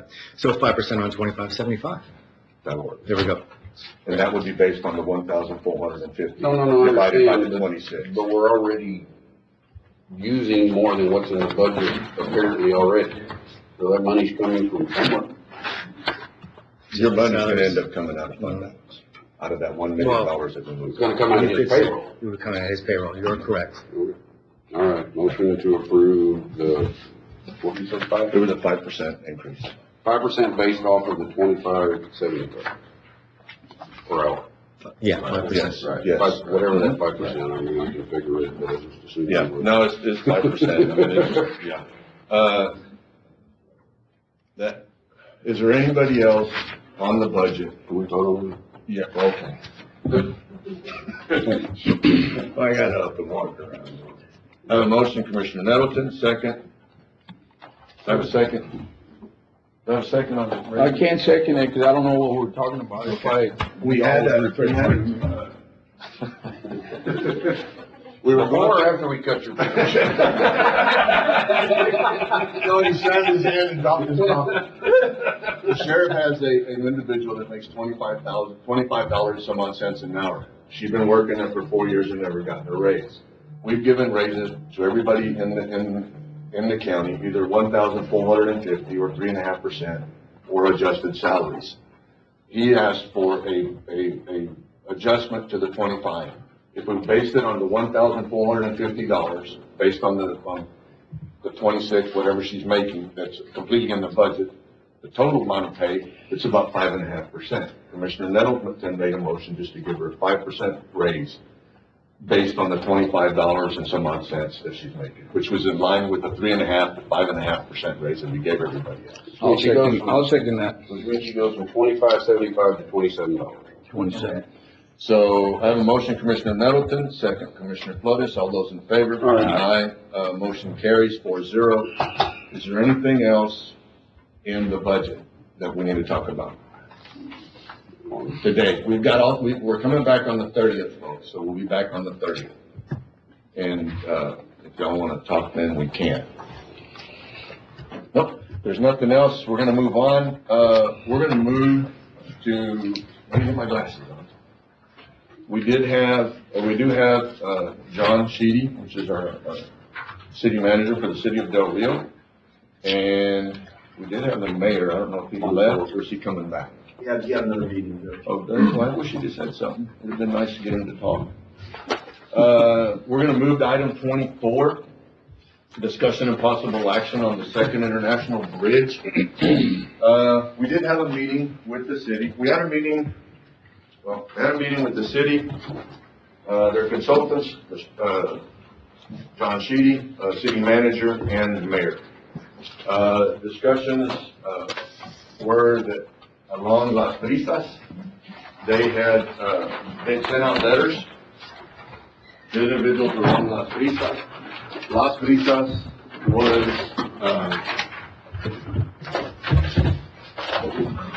this is where it starts up here. This is where the overpass is at. And this is Las Brisas itself. Okay. You come down here, and then here's where you get into I guess what we used to say, Bill Nixon. But all these people along this road are individuals where Las Brisas Road's at. John, we're looking at a map that y'all had given us to us, Mr. Calderon had given to us. And it's sort of difficult here to look because you don't see everything else around it. But this right here is where the overpass is going to 90. It goes over 90. Okay. So you come off of 90 and then you hit Las Brisas and come all the way. Like there was 90. You said your consultant said there was about 90 different accounts of individuals that are on there. Las Brisas Road, when it was set up as a right of way of 100 feet. Commissioner, you had said that there's 200 foot setback.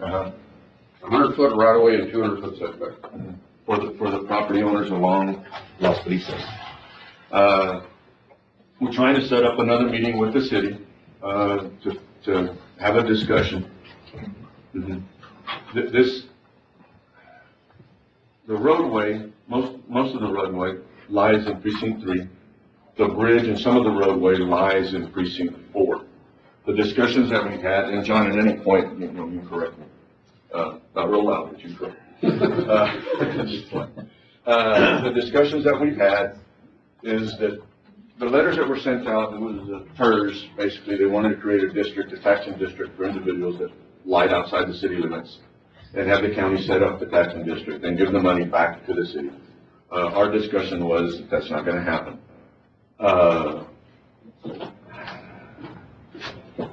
The individuals out there were told by Mr. Calderon that they were looking at purchasing some of the right of way. They were also told that they might be purchasing some of not only the right of way, but maybe the whole lot that touched Las Brisas. Yes, sir. But in the conversation that we had had, that's probably not an option, right? Because it'd be too expensive. So what the city would be purchasing, if anything, would be if they needed more right of way for the road, which is Las Brisas that goes to the proposed Second International Bridge. The individuals at Lake Ridge, I've asked for a meeting to visit with the county and the city. We'll start working on that right after we have another meeting with the city to make sure that we're on the same page. What we have asked is that anything that lies inside the city limits today, or anything that lies outside the city limits today, does not get annexed unless those people voluntarily raise their hand. We are working on a project right now. Commissioner Nettleton brought a project, Amistad Boulevard, which would extend Amistad Boulevard out. And if you look at that map, you know, the majority of everything, I guess, south or west of Amistad, they all raise their hand and say they want to get annexed as it's being built. So we wouldn't try to get in that, in the city's way of doing that, because those people automatically do it. I think your concern, Commissioner Flores, and Commissioner Nettleton's concern has always been what's out there right now and has already been subdivided, that it doesn't get annexed. His grandfather is ranchitos and stuff like that. Well, anything that's out there, anything that's outside of the city limits, that's already been subdivided, already been done, does not get annexed. What is this road right here, Judge? That is a proposed second road to get back to the industrial park. It runs right through What the is airport. deal here? I think that's Bill Nixon's headquarters, probably. No, that's the proposed, new, U.S. Customs Facility? At least the way it was described to me. Yes, sir, I believe that's correct. I just thought that was pretty damn far away. Well, I think when you look at the way that structure works and the deal, I think that customs facility is actually pushed back quite a ways. Yeah. Simply because of the way the terrain and the bridge actually functions. I put it on the agenda for the simple reason that we've not had an opportunity to speak to the court, and see what questions y'all might have when we go back to the city. Our main concern has always been the annexation of property that is already out there and is already been subdivided. I mean, that's the annexation, and it's the creation of a taxing mechanism to tax those people to pay for the bridge. I think the bridge needs to be paid for by itself, if that's what we're gonna do. We need to figure out something else. Not to ask those people to pay it. and like we've told the city, I mean, we're not against the second bridge by no means. You know, I don't think we're against it anyway at all. But it's just a taxation on individuals. Yes, that are already sir. out. Yes, sir, absolutely. And that would be something that you know. And We can discuss I would that. hope that we could pursue the conversation we had about adding some additional lanes to the existing bridge. For now, look at this more as a long-term project, and then maybe look at the extension of the loop from 277 South back around into the existing port of entry as an alternative out, and then look this more of a long-term project, maybe 30 or 40 years while we do the plan. I think I agree with Commissioner Nettleton. Of course, we did have a good meeting, our last meeting, we discussed the possibility of expanding lanes, because right after I'd come in August a year ago, a contingent from Acuna came over to visit with us, led by the mayor, and their proposal was to add expansion lanes on our current bridge. And of course, when we posed the question to our consultant, it seemed like it was going to be problematic to have two going on at the same time. However, when we had the meeting with the judge and the commissioner, and that question was broached, the consultant didn't seem to have a problem. He felt that we could make it work. So we've asked him to move forward with that scope, because we really like that idea. When they first approached us about it, we really liked the idea of just, because we could do that quickly within 3 years, certainly. We could add a couple more lanes. No pressure. Yeah, let's say that. But if we can get those lanes added, then of course that's going to help us get our numbers up that we need to continue out at the second bridge. I think as far along as we are with the second bridge, and I believe that it is something that, especially Forest of Plains, once it comes in, I think, we're going to be the northmost connection and port rather, and I think that there would be some benefits, and I think that the second international bridge is going to be important, but like I say, it will be, 10, 15 or more years down the road.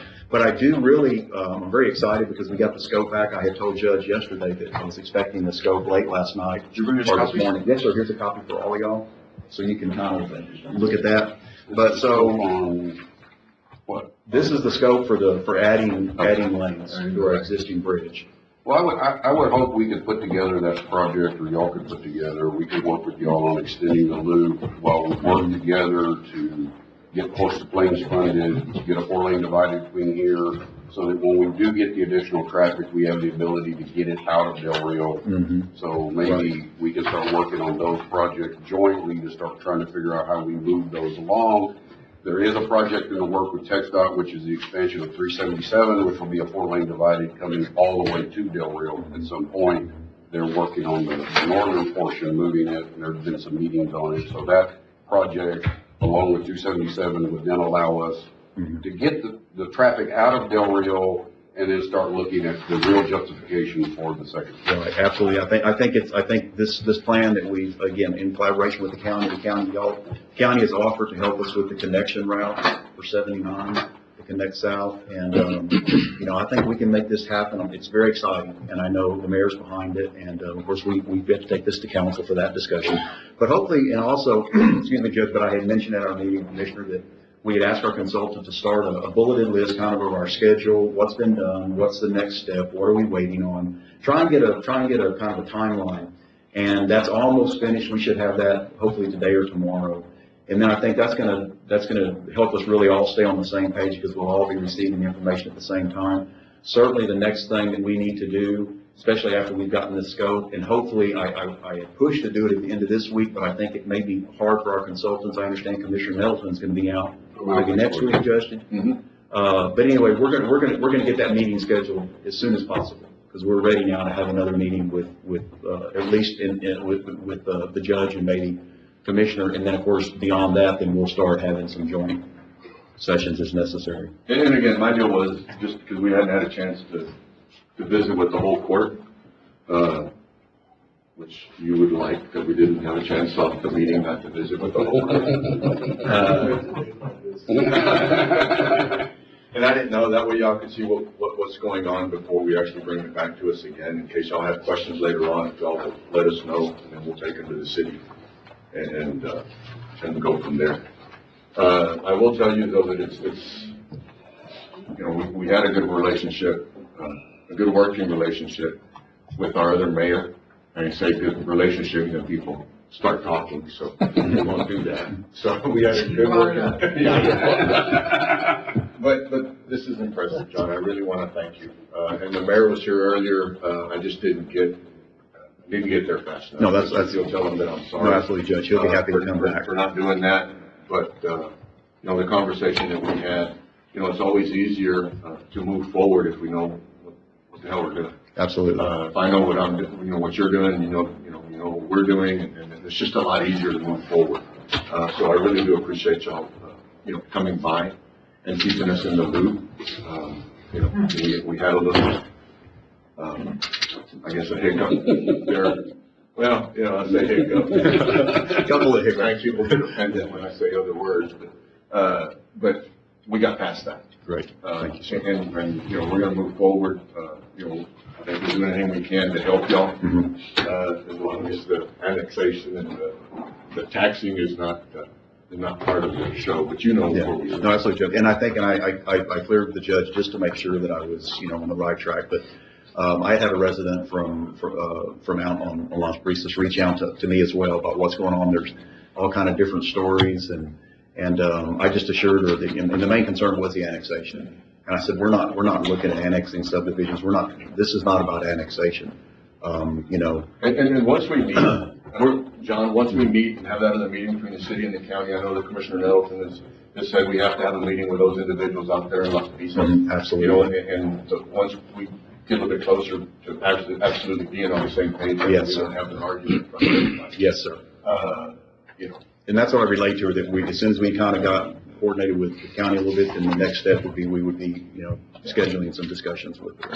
And I appreciate the meetings that we've had. They were good conversations. I appreciate y'all listening to our concerns and our ideas about what we think would work better as a whole, and taking those into account and moving forward with these things as we work together. So I appreciate y'all. Yes, sir. Thank you. Absolutely. It means a lot. Where does that road go right now? Those two. Mr. Sheedy, we really do appreciate it. Thank you, Judge. Anytime, and we'll be in contact. And if y'all need us to go down and visit with y'all, I'll vote. Okay, we'll be in contact. Yeah, I appreciate that. Oh, man. We're still on item 7, dude. No, we moved real quick today. Okay, item 7, approving monthly reports from elected officials. Second. Commissioner Nettleton, second Commissioner Flores, all those in favor?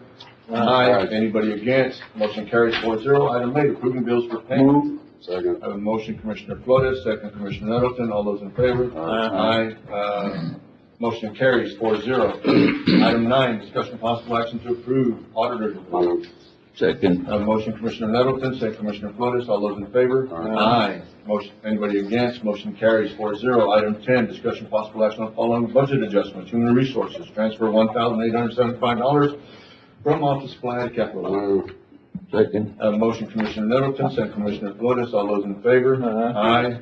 Anybody against? Motion carries 4-0. B, $13,886 from computer refresh plan to other computer maintenance.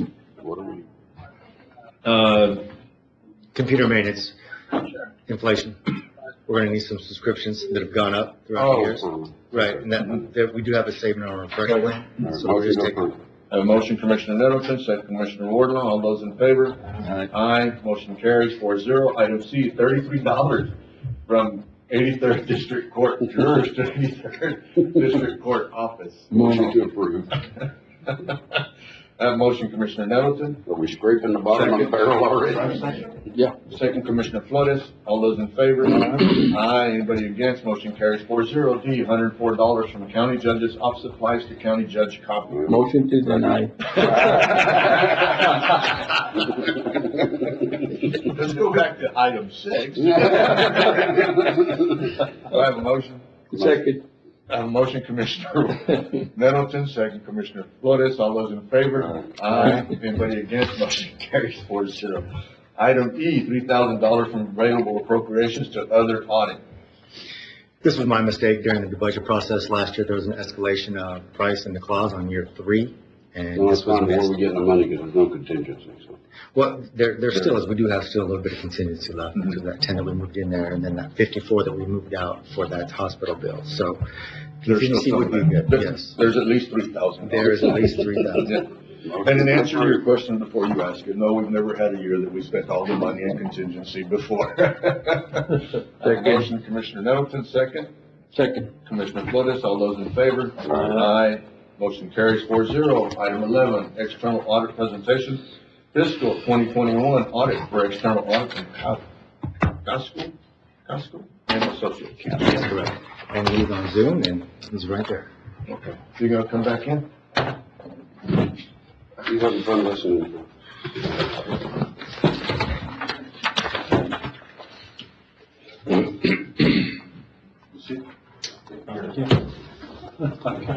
This is an action item. Is he there? Oh, we don't need to approve. We do have to set a notice, they take action on the item.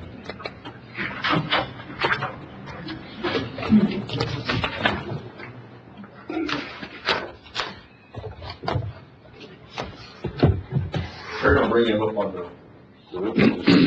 I think he's asleep.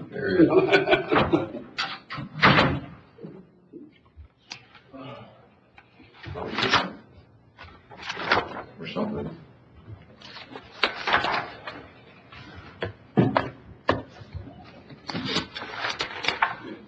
We're waiting on you. Okay. Good morning, Judge, Commissioners. Mr. Cascos is joining us via the Zoom meeting. He had lost connection a little while ago. That's who was texting me. But I'm here to present to you the annual financial report for Val Verde County. Now, you have copies of the report here. I believe Matt had passed out a summary that we had gone through yesterday with the audit committee. And these are just some of the talking points that I will be going through this morning here. My name is Alfred Vera, and I am in charge of the audit this year. Thank you, sir. The first item on there, I would like to congratulate Val Verde County for earning an unmodified or a clean opinion on all 3 opinions, which are the opinions on the financial statements, financial reporting, and compliance in accordance with government auditing standards. These opinions can be found on pages 13, 157, and 159 respectively in the audit report. On page 15, you will find the management discussion and analysis. This highlights the financial statements and reflects prior year information along with other financial and non-financial information pertinent to the county. If you would turn with me to page 30 of the report, I will be touching on a few items of the general fund on the balance sheet. At the end of fiscal 2021, the county had total assets of $24,757,000, total liabilities of $13,778,000, and deferred outflows of $2,382,000 in deferred outflows, and a total fund balance of $8,597,000, of which $4,386,000 is unassigned. Please keep this number in mind because I will touch on it a bit. Now, if we turn a few pages over to page 33, you will find the statement of revenues, expenditures, and changes in fund balances. Again, for this morning, I'm focusing just on the general fund. At the end of 2021, fiscal 2021, the county had $20,124,000 in revenues in the general fund, expenditures of $21,047,000, and excess of revenues under expenditures of $923,000. Now, to get an operational cost per day, we take total expenditures in the general fund of $21,047,000, and we divide it by 365. This gives us $57,663. That is what, on average, is costing the county to open its doors each and every day. Now, to get the days of operations, we take your unassigned fund balance, which was the $4,386,000 that I alluded to earlier on the balance sheet, and we divide that by the operational cost per day of $57,663, and we get 76 days of operation. We normally advise our clients to have about 60 days of operation, and Alberta County has 76. So the county is in a good financial position. And why is this number important? If the county would not receive any more money at all, like the issue that we had with COVID, then the county would be able to operate for 76 days without any more money coming in. The last item I will touch on is the budget versus actual, which can be found on page 63 of the report. And again, this is just for the general fund. The county had budgeted $18,942,000 in revenues and had actual revenues of $20,124,000 for a positive variance of $1,182,000. The county also budgeted expenditures of $23,988,000 and had actual expenditures of $21,047,000. I'm gonna stop you right Yes, there. sir. The expenditures, I want to thank our elected officials and department heads, because like you said, we had budgeted and what we actually spent. Yes. So that shows that our department heads and our elected officials are doing a good job with the money of our citizens. And that also allows us to use some of those funds and to give back a penny or whatever in the tax rate, to be able to fund future budgets. So again, I mean, they're doing a good job. Our department heads and elected officials are doing a good job, especially when you see that number there. They're just not spending it to spend it. Right, yes. Go ahead, I'm sorry. And no, and that was my last point, is that, there was a positive variance of $2,941,000, for the expenditures as well. I would like to thank Matt and his team for all the, information that they provided. It made our work a lot easier to do when we get the items that we request on time, and we were able to get things done. And also the cooperation of the employees of Val Verde County, where we have to communicate with them to either document processes or to follow up on items that we have questions on as well. And the year that we're in right now, I think, when you come back and audit the year that we're in right now. Yes, sir. Our financial stability is going to be better than what's reflected here, for the simple reason with the amount of money that our individuals have not spent, and what we budgeted, and then the fiscal year that we're fixing to go into, we're already starting off with over 70 days, right, of fund balance, which is higher than we've done in the past. So even that hopefully will grow whenever that audit's done in a couple of years. So, go ahead, Matt, I'm sorry. No, that's fine. I am impressed, by the way, that you do the budgets. The first step is you calculate the days that you want to maintain. And then that excess will be counted as revenues, and then you go into your budget process. I think that's very unique. I haven't seen a lot of that. Usually it's just they put together an expenditure budget, and then they set a tax rate, or they set a tax rate, and they see what they can spend on that. So that is a nice process for the citizens that this court is doing. Can y'all give us some information on the ending fund balance? How it accumulates to that amount? How it accumulates? Yeah, the 16 million. How did we get to that amount? The 16? Yeah, on page 63. Okay. You're talking about all governmental funds, or yes, general fund? The general fund? That's the variance. Hit the general fund first, and then. That's your variance. Right, your actual amounts is the column before that. Okay. Right, yeah, that's just a combination. And what we've been able to use, Commissioner, and I mean, you already know this, what we've been able to use in order to help with the raises and just everything else, just to be able to move our government forward, is that we've done a really good job just not spending. Our departments and elected officials have done a really good job just not spending to spend. Judge, the money has been spent wisely and effectively. There you go. There you You remember that? You can use that. You can use that. But you look at budgets and yeah, there's a lot of money out there that is not, even though it's budgeted, it's not been used. So in my opinion, you know, it helps us at the end. This court, as well as, I guess when we first started as a commissioner, there was a lot of stuff, and we had this conversation the other day. We were walking in the back room, and Judge Allen, when she started, or wanted to start the IT department, you know, her deal was she wanted to do the IT, she wanted to do the cameras, she wanted to do this.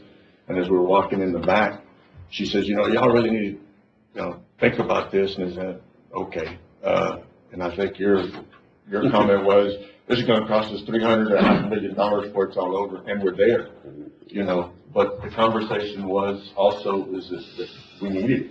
Yeah. You know, what would we do without it? Commissioner Nettleton says, well, I just want y'all to realize which way we're going here. You know, I'm not against it, but y'all need to realize how much money it's going to cost us. And we did. And we moved forward. Everything here that we have, the cameras, the TVs, you know, that was something that in 2011, when we came in, didn't exist. You know, Janie was recording on I think on a little recorder for lunch, and then having to go back and listen to everything to make sure she got it right, and didn't have this type of, you know, but I will say through the vision, starting off with Judge Allen and members of the court that are still here, I mean, it's been pretty impressive. And we've gone from having money in interest and sinking that nobody wanted us to spend, to be able now to have a court that has it in the general fund and fund balance. And we've managed to do what other people were, we've managed not to do what other people were scared of and spend everything that's there. The court set the money aside, has set the money aside, and we don't touch it, right? Which is pretty impressive. You know, we came from a court in 2011 that the money was there. It was just put in a place that we couldn't readily access it. To where now we have enough confidence that it's moved into a position that it helps us with our fund balance, it would help us with our bond rating, it'll help us to borrow money, and we're not spending it. The court's doing a good job by not digging into it, you know, just to spend it. Which, you know, I'm impressed with the members of the court, me included. So, just throw that out there. Go ahead. I'm going to quit talking. That is all I have, unless Mr. Cascos has something to say. Well, sorry, but I had a little glitch here. I kind of lost you all for a few minutes.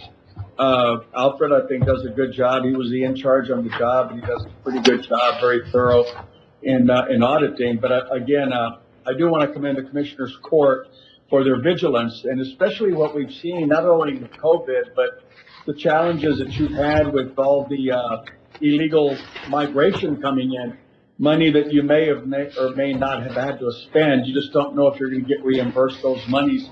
So it's always good to have a fund balance to, you know, as a rainy day fund. 76 days is something to be proud of. Our litmus test or our threshold is about anything above 60 days is really pretty good. So I want to compliment you all for that. The reason I'm not there, I'll have members of the audit committee tell you. I don't want to go publicize it, but they can tell you why I'm not physically there. But I am there in spirit, and it's always good to see you, Judge, and the rest of the commissioners. That's all I have. Thank you. Well, this would be the point where I'd make a smart comment. I'm glad that you were able to join us, and I'm going to make a comment anyway. On Zoom, but with what we pay you, next time come down, okay? I'm just playing. I had to get it out there. You're shaking your head. Just so you know, we haven't been paid yet, but.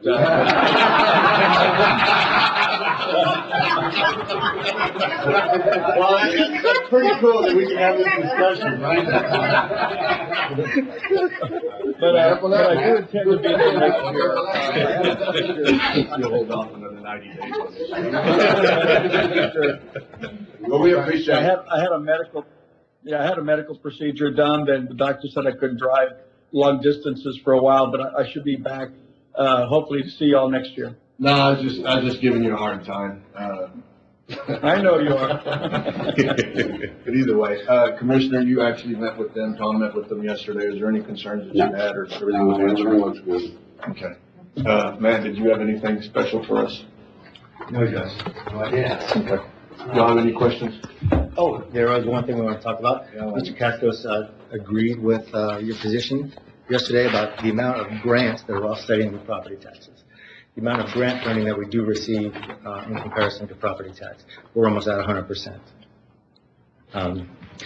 So that is one thing this court, once again, needs to be commended for reaching out, getting those grants, procuring those grants, and facilitating those grants. It's not something that's easy, it's not something that's fun, but it is something that benefits the citizens directly with no added cost. Well, we'd like to say no added cost, but there is, but fractionally. All right? Well, and again, I keep thanking people. This is a weird meeting. I need to quit. I get to have it. But your office, and I will tell you, your office, I've always said that, you know, between you and purchasing, everything that we do goes through two offices. It doesn't matter what we do. It goes to the auditor. So I want to thank y'all. Thank Melissa. And, you know, Mr. Esser's here also, that has a hand in the majority of the grants that we have. Thank you. So I want to thank you too, Mr. Esser. I mean, when you look at, you know, go all the way down to the sheet to the right, and look at our the amount of money that we receive in grants. Mm-hmm. It's impressive. Can I make a comment? Yes, sir. As long as it's good. You all recall that, we work with a number of different entities in Southwest Texas. And without a doubt, Val Verde County is head and shoulders above many other entities in Southwest Texas. We don't deal with Matt so much one-on-one, but we deal with Rosa and other staff there in the auditor's office on a day-to-day basis, and we do deal with Matt too, when we need to. But their records are impeccable. When we need something, they have it within a minute's time. And we deal with other folks. We got like kind of pried out of their hands, and it's not that way with Val Verde County. So it's a pleasure for us to be able to work with an organization such as y'all. Y'all have done a tremendous job. Thank you. Appreciate it, Carl. Do we need to take action on this? We don't take any action on it, right? Okay, so we submitted it. Thank you so much. Thank you. Sir, thank you so much. Thank you. Hope you feel better. And next week, or next year, we look forward to seeing you next year. Hope you feel better. Thank you, Judge and Commissioners. Thank you for your support. We'll move on, item 12. This is the good one. Motion to approve. A motion, Commissioner Nettleton. Second, Commissioner Flores. All those in favor? Aye. Anybody against? Motion carries 4-0. Item 13, discussion matters related to COVID. We have 910 active cases, but it is down 11% from last week. We have 20,813 that are recovered. We have 2 in the hospital here. We did have 263 new cases, but again, we're down after all that, still 11% from last week. The majority of the new cases are school-aged kids. So, but, we knew that was going to happen. I mean, it's just part of it. I mean, you get everybody coming back. Any concerns or questions on COVID? They are working on another deal for you, trying to get something put together. Any other questions on COVID or concerns? If not, we're going to move to item 14, discussion on immigrants. A couple of weeks ago, I guess the mayor of New York and the governor were going at each other a little bit. Mayor of New York had made a comment, I guess a month before, that they were a sanctuary city and they would take them. Governor Abbott took it literally, started sending them. So he sent, as of today, 444 was the number that I got last night. That's how many people have been sent from this area. I don't know what's happened to the state of Texas, but from this area, we've had 444 sent to New York. We've had a total of 4,038 from this area, and that was since April 11th, sent to Washington. We did not get when they were going to start busing to Washington, there was a meeting that we actually had down on Las Vacas with Tiffany and John and Nim Kidd, and we were advised that they wanted to start on the 11th, moving people out, and we were advised at that point when the buses started going to New York, we did not have that conversation with the state. So the way I found out about it was that I read it on the internet. So once we got that question, we had a call, I think on Saturday or Sunday. Can you get us the numbers? I'd already put in a text message to try to get them. Didn't get them that week. That Friday, we got them on that Monday. I could look on my phone what the date is, but at that point it was only 100 and something. But we are up to 444 as of last night going to New York.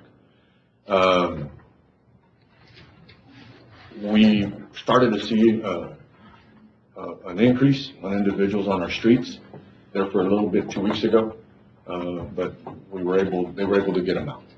One of the concerns that has been put out, and I have not visited, that way I don't get an open records request. I've not visited, nobody's given me the statistics on how many people were asked or not asked to go to New York that were put on the bus. So just throw that out there. But I will tell you that my conversations with Tiffany before all this, which she's the individual that is running the the shelter, whatever there at the, she rode a bus going to Washington DC when they first shipped them to Washington, because she wanted to make sure what the trip was gonna be like. If they were gonna be fed, and where they were gonna be dropped off. I really believe that the information that we're hearing, that these individuals don't know where they're going, I just believe that that's false. I don't think that anybody here in Del Rio would allow these individuals to get on a bus and not have it explained to them where they're going.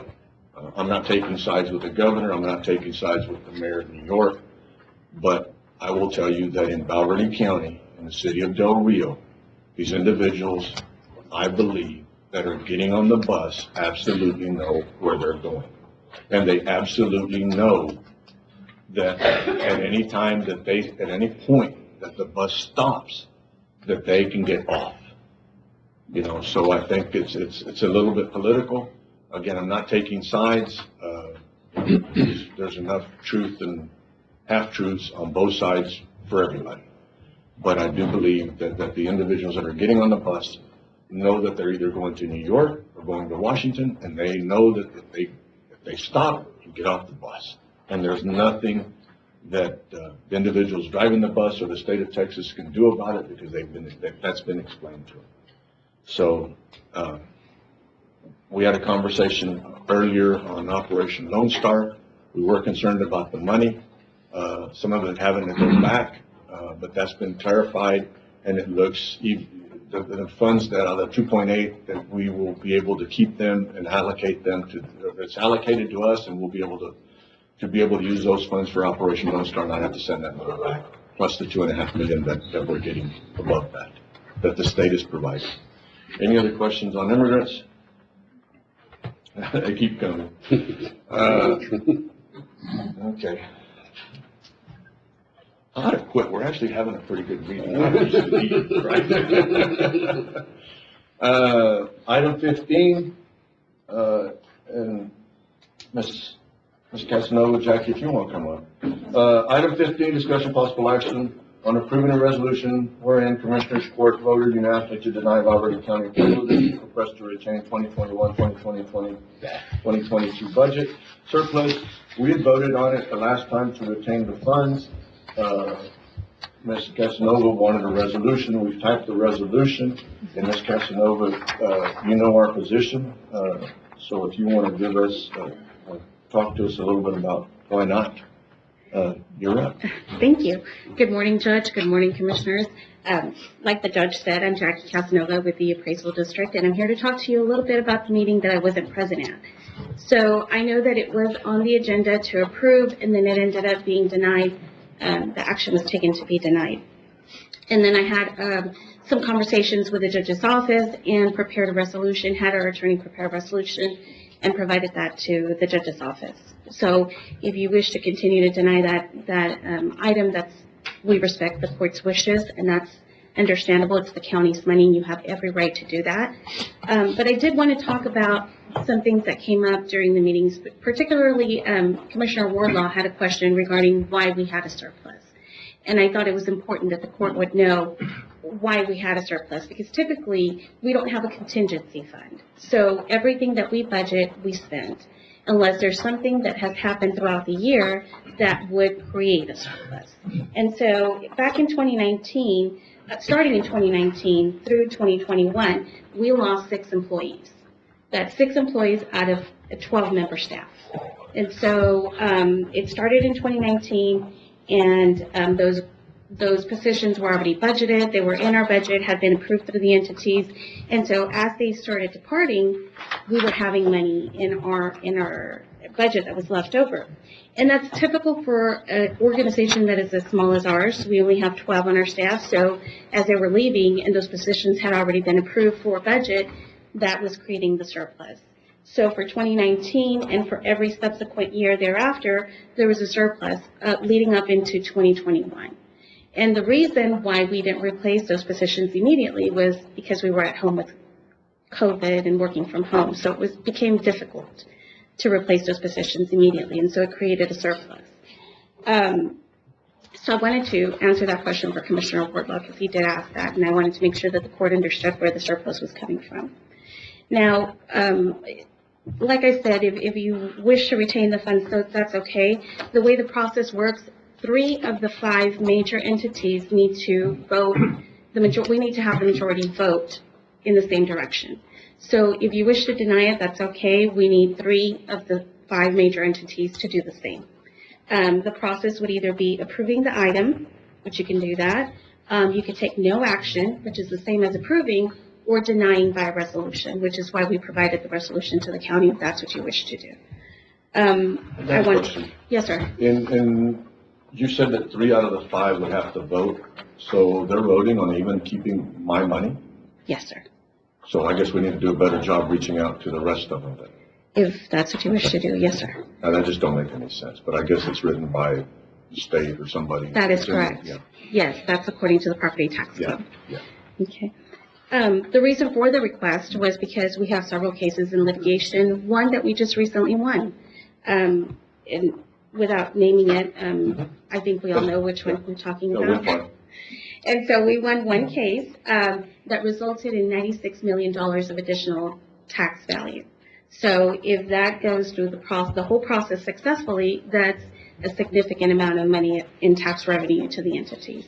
And so as the appraisal district, we find it extremely important to communicate that, the outcome of these cases and the reason why we're requesting the funds, because it costs money to litigate them. So far for 2022, we have spent $200,000, and that was taking us all the way through the court case and the decision we just reached in May. So, How did we get to the decision? Why did we wind up in court? it was an ARB decision. I heard. Why? Okay. I'm not exactly sure I understand the question. How did we go about reducing the evaluation of that property against the recommendations of the professionals that got us into a case that cost us $200,000 in legal fees? Yes. The members that were on the board at that point. Absolutely. No, but I want the public to understand how we got here and why this money's been spent is because the board at that time made a decision to not take the advice of the professionals that recommended the appraised value of it and took the side of the individuals that were requesting the reduction. And then when the taxing entity screamed about it, then we had to go back and sue and try to get the money back. Absolutely So correct. I want the public to understand why we spent the money to start with, because had we done it one way to start with, we probably wouldn't have a couple $100,000 in legal fees. That is correct. Maybe not all of it, but we would have had some, but not near to the level we have today. Sure. And that was a very valid comment that I also heard from the meeting because I was watching. And so what happened is the appraisal district position was to go in there with our professional contractors and go in there and represent the value that was presented by our professional staff. And so our professional contractors presented a value to the appraisal review board, which is an independent board that's not employed by the appraisal district. It's a board made up of citizens. And they listen to the evidence both presented by the appraisal district and the person that's there protesting their value. And so the protester brought in their agent, their attorney. They did their presentation. We did ours. We stood by the value that our contractors had put in place. And the appraisal review board took action and reduced the value. And so the value was reduced, and at that point, Chief Appraiser at the time, Sherry And Sheehan. now that you're, go ahead and you're going there. The value at the time was 176. Yes, sir. And it was dropped down to Approximately $101 million. 101? Yes, sir. And then because after all this process, not only did we get the 176, but we went to 193? 196. 196. And that's an approximate. And I was trying to look for it right now, so Yeah, I have if you want the exact amount, I can. So yes, the board that was there at the time got scared into lowering it because I think the comments in the meeting were also that 101 is better than nothing, because we're gonna fight you, so they got scared and decided to go to the 101 versus the 176. We still ended up spending a ton of money. A couple hundred to fight something that didn't matter. Yes. But at the end of the day, I mean, the thing is y'all can come back and ask for additional funds throughout the year Sure. at any time. Yes, sir. So if the entities take the surplus back, doesn't mean you can't come get money in the event.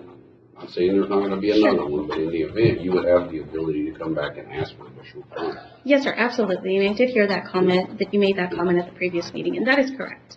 I'm not here to change your mind. I just wanted to inform the court because I wasn't present at the last meeting. And so I just wanted to let you know the status. She's throwing rocks at me, just so. No, absolutely not. If the year before, we let y'all keep the surplus. Sure. The year before, we let y'all keep the Yes, sir. surplus, and that surplus keeps going, and we're not using it, but yet the budget to operate increases, and Sure. so, you know, it's kind of a, What is Yeah, the appraisal absolutely. board's position on this surplus right now?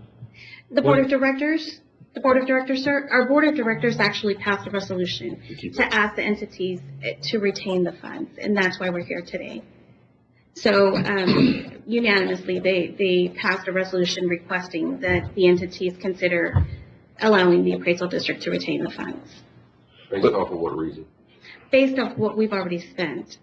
We've spent $200,000 for this year. Now, like Commissioner Middleton said, we can always come back for additional funds, and that's. So they do see a need for it. Yes, sir, they do see a need, and the way we look at it is that's been money that's already been approved by the entities that due to circumstances with our staffing, we weren't able to spend. It's already been approved by the entities. If we retain that money, we wouldn't have to come back and request additional funds from what's already in our preliminary budget. How much money are we talking about on a surplus? For you, it's $16,000. It's a total of $60,000 amongst all entities. Your portion is about $16,000, and that's broken up between the county and the farm to market road. Any other entities, how did they vote? As of yet, I have not received any resolutions to deny. So as far as What's the deadline? the deadline is the 22nd. I make a motion, Judge, that they be approved to retain the surplus. Thank you. Okay. Wait a minute. That's not done. I already have an order from the last meeting, so. How would this be, should this be? This is talking about a resolution On a motion that has already been taken. on a book that's already been taken. We would have to rescind the prior order. But this is still not. No, I understand. Either the wording, but you'd have to rescind the prior order and then make it. And not only that, at the end of the Yeah, day, you'll run out of time. whatever, at the end of the day, whatever we vote, you'd have to have two more Yes, sir. vote with you. Yes, Right. that's correct. Yes, So sir. our vote 2 weeks ago was to keep the money, Yes, sir. and we do a resolution today to keep the money. If the other entities decide not to, Right. you'd still keep it anyway. Yes. Right. Yes, sir. Yes. I did feel it was the right thing to do to come just explain the process. No, and I appreciate it. I mean, my deal is though that you'd always have an opportunity to come back for more money. Absolutely. Yeah. Yes, sir. And at the end of the day, our vote is just Pretty one much of, irrelevant. unless you get two other ones to go with you. Yes, sir. That is But the other correct. deal is though that, you know, you've had surplus every year, we're giving it back to you. Yes, sir. That's So, correct. and then, you know, not only did you have surplus every year, but you also go up every year. And we don't have a decision in the amount of raises that you give your people, or nothing. Y'all make that decision, which I'm okay because that's y'all's decision. I'm not okay with the amount of raises and everything that you do because I'm not able to provide those to the individuals that work at the county.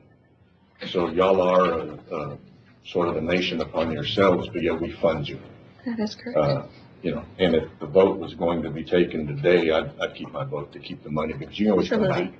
Sure. But it's not on here, there's not, the way the item's listed, it's not on here to take any other action other than we don't take action, and then they get to keep the money anyway because it wasn't a resolution. Right? So there's two ways of doing it. We either vote to keep the money as a resolution, we vote on a resolution, or we take no vote at all. And at that point, we've not given them a resolution, and they keep the money anyway. That's correct. So we can table it, we can leave it alone. Yeah, but if the other agencies don't, they're gonna keep the money anyway, so. Yeah, that's what I'm saying. You can I'm gonna make a table it, leave it motion alone. to approve the resolution. Motion, second, Nettleton, second, Commissioner Flores. All those in favor? Motion carries 4-0. Thank you, Judge. Thank Thank you, you. Commissioners. And I appreciate you coming. Yes, sir, absolutely. Anytime the court wishes to have me present at any meeting, I'm more than glad and happy to do that. And visiting with that, you have been more open and. Oh, thank you.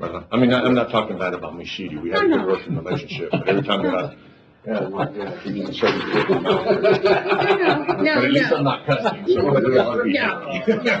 we respect the court's decision, we respect your opinion, and anytime you want for me to come before the court, I'm more than happy to do so.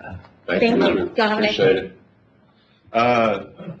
Jesus Christ, it's gonna be 3:00. Item 16, discussion possible action on approving the membership dues for Little Rio Grande. Second. A motion, Commissioner Nettleton, second Commissioner Flores. All those in favor? Aye. Motion carries 4-0. Discussion possible action to pay Skeeter brush truck invoice. Motion to approve out of the fire department's, We have, auction money. auction. Second. I have a motion, Commissioner Nettleton, second Commissioner Flores. All those in favor? Aye. Anybody against? Motion carries 4-0. Discussion possible action on a mandatory training for all county employees provided by the sheriff's office. This would be on the active shooter. I just want to make sure that we're all on board, that people must attend. Okay, the last time, Yes, sir. we did a mandatory sexual harassment training. Yes, sir. Did every single employee. We had employees that did not attend due to the fact that they had out-of-town trips or meetings that were already scheduled that they weren't able to attend. But other than that, everybody came. Maybe there was 8 over 20. I'll make a motion to have a mandatory training by the sheriff's office on active shooting. And anybody that doesn't attend will be found in violation of this court order. A motion, Commissioner Nettleton, second. Second. Commissioner Wardlaw, all those in favor? Aye. Motion carries 4-0. Approving application. Got one commissioner gone. Oh, you left? Flores left the building. You like that one, right? Vote is 3-0. Commissioner Flores has left the building again. Item 19, approving application for septic tank system with ARPA funds. Have a motion, Commissioner Nettleton, second. Second. Commissioner Wardlaw, all those in favor? Aye. Motion carries 3-0. Item 20, approving assurances related, to state funds, House Bill 1925, and authorize county judge to sign. And it's in here, in your packet. So, okay. A motion, Commissioner Nettleton, second, Commissioner Wardlaw. Second. All in favor? Aye. Motion carries 3-0. Item 21, discussion and consideration to enter into an agreement with TK Elevator Corporation. These are people going to be replacing the elevator. Motion to approve. We've already done all the bidding and all that, right? Well, Okay, then why are we approving this? That's just for the, proposal for the new elevator. yeah, this one, you've done the bidding on this one. Yes, Yeah. The one that we haven't done is for the removal. correct. Right. Yeah, this is for the actual. So the agreement that we're approving, we bid it and they were the low bid. Yes, yes. This for the courthouse elevator, Jerry? This is for the Fitzpatrick. Oh, okay. All right. Motion, Commissioner Nettleton, second. Second. Commissioner Wardlaw, all those in favor? Aye. Motion carries 3-0.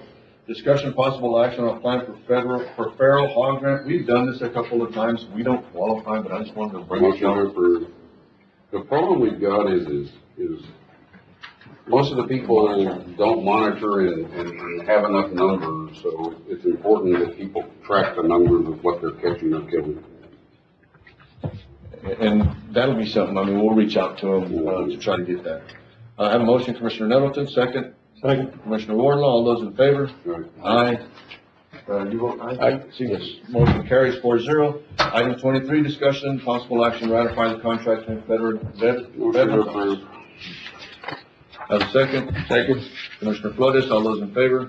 Aye, motion carries 4-0. 24, we've already done. 25, discussion possible action on the use of ARPA funds to help precincts that have done work for Alcoa soccer fields and future fields. I don't know what y'all think, but everybody that's worked on those fields and anybody that might work on those fields to get it done, we have, 500,000 we set aside, split it, 250,000 for. We'd set aside $500,000 for parks. Oh, you're not talking about the Alcoa part? No, yeah, Set we aside are. five, because we're gonna be short there anyway. We'd set aside 500 for it, and then we set aside Okay. some more money for, in parks. It went to, it said parks, it said Yeah, yeah, fairgrounds yeah. and parks. Parks or fairgrounds? No, it said fairgrounds and parks, Okay. another $500,000. So my deal is, I don't know what y'all wanna do. I know Commissioner Nettleton, you spent a lot of time down there, funds, labor and everything. Do y'all want to end up with some funds to reimburse yourselves and maybe to move the project down on the bottom, which is the soccer fields, forward? I just put it on the agenda so we could talk about it, or y'all. I'm fine with it, I mean, I'm fine with it. We're gonna do that based off of whatever. What we, actually put into it. Okay, well, let me do this.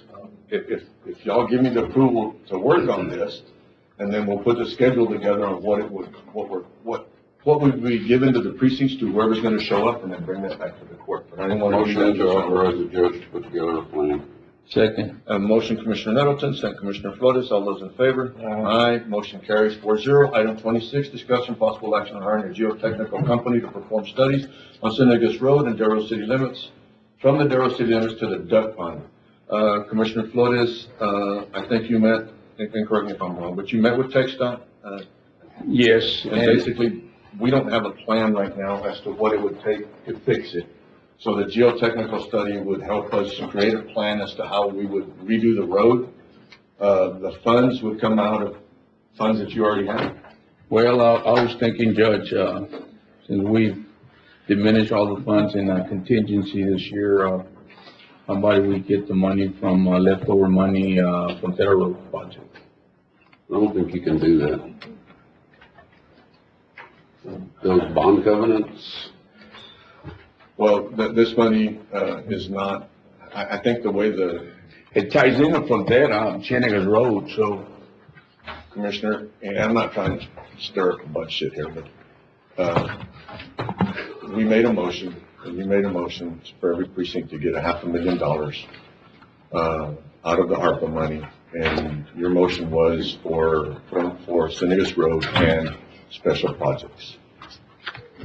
But you can make whatever motion you want. No, well, that's the motion that I wanna make, but then I don't wanna upset anybody. I mean, if y'all wanna break my $500,000 and use a little chunk for that. But I think, at the end of the day, Judge, we're gonna have leftover money from that Frontera Road. No, project. we are. And, you know, it's all for good cause, and I mean, it's part of Frontera Road, because I mean, all that traffic that comes out of Frontera goes into Ciénegas Road to cross and go into Johnson and, Finnegan Drive and Farley Lane and into Del Rio. And I'd almost bet, Commissioner, again, we're trying to stay in our own lines and not get excited here, but, I'd almost bet that at some point, we will probably be borrowing money or something for Cinegas Road. Probably, Judge, I hope not, but, yes, probably. And, you know, I And I would mean, not think- because it's in precinct 4, but it needs a lot of attention right now. I have to look very carefully at the grants, for Frontera. And- To make sure that it will allow for that, because it may specify. And Counselor, we took a vote to set aside $500,000. The vote was for Cinegas Road and special projects. And that's all I'm saying. No, Before you use your 500 to do this, I don't wanna upset nobody, and I don't want nobody spend any to more money. have a cow. You want to. I don't wanna have a cow either. But let's get it from the 500,000. Commissioner, I appreciate that. Is that a motion? So are we going out for bid? Well, or- can somebody else make that motion for me? I'll make a I wanna motion. I'll make a motion to authorize the purchasing agent to go out for bids for geotech to perform a study on Cinegas Road, and the money to be paid out of the precinct 4's ARPA $500,000. And part of that motion, I mean, before they go out for bid, but the authorization to go forward with the job that Commissioner Flores be allowed to make that decision, I mean, unless it comes in at too much money. Well, I mean, the bids have to come back before us. Well, the price is gonna depend on the holes they drill, right? I mean, I think at the end of the day. Yeah. I mean, if we're going out for bids, it has to come back before us. I don't know if it's over 50, I mean, Carlos. Well, I hope don't know not. what I mean, if it's over 50, Well, it's a big chunk. no. Okay, then in that case, we're talking about quotes. Yeah. Well, since we're using ARPA, we still have to follow 2CR. Of course. Yeah. Right. Yeah. So we're still Yeah. going So we're still going out for bids. No, and my deal is though, that if he doesn't want to have it brought back for the court, because it's too much money, at least he makes that decision. And it's taken out of our hands. Yeah, he comes in at 70,000, I'd hate to be voting on his. Oh, yeah, I know. On his. Well, no, but I don't know how you get around the court not approving. No, the court would have to approve it, but to give him the right to approve it. Oh, Bring it yeah, up. no, I mean, Yeah.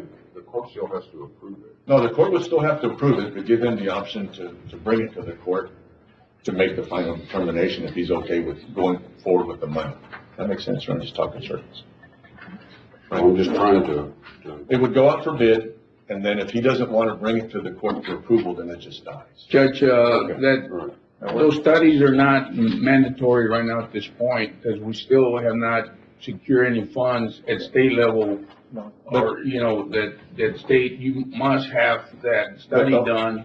But the whole thing is though, Commissioner, we had this discussion, that if you were gonna put this on, we have nothing to be able to start with to go begin to ask money. Commissioner Nettleton's already looking at moving forward with Amistad, but there's a list of stuff that you're already working on to move forward. This would be. He's got it on. No, let's do it. All of it in the I'm fine motion with it. to authorize purchasing to go out for bids for geotech for Senegas Road and for the commissioner to decide if the bids are too high, he doesn't bring them back to the court, but if he doesn't bring them back to the court, then the project doesn't happen, I guess. That'll work. That's good. That's a lot of talking, but yeah, that's good. I have a motion, Commissioner Nettleton, second. Commissioner Wardlaw, all those in favor? Aye. Motion carries 4-0. Item 27, 28, 29, and 30 is what took up most of the morning and are already done. Item 31, discussion of possible action to approve $75 spent from courtroom security fund to have 23 keys made for district court. Motion. Have a motion, Commissioner Wardlaw. Second. Commissioner Flores, all those in favor?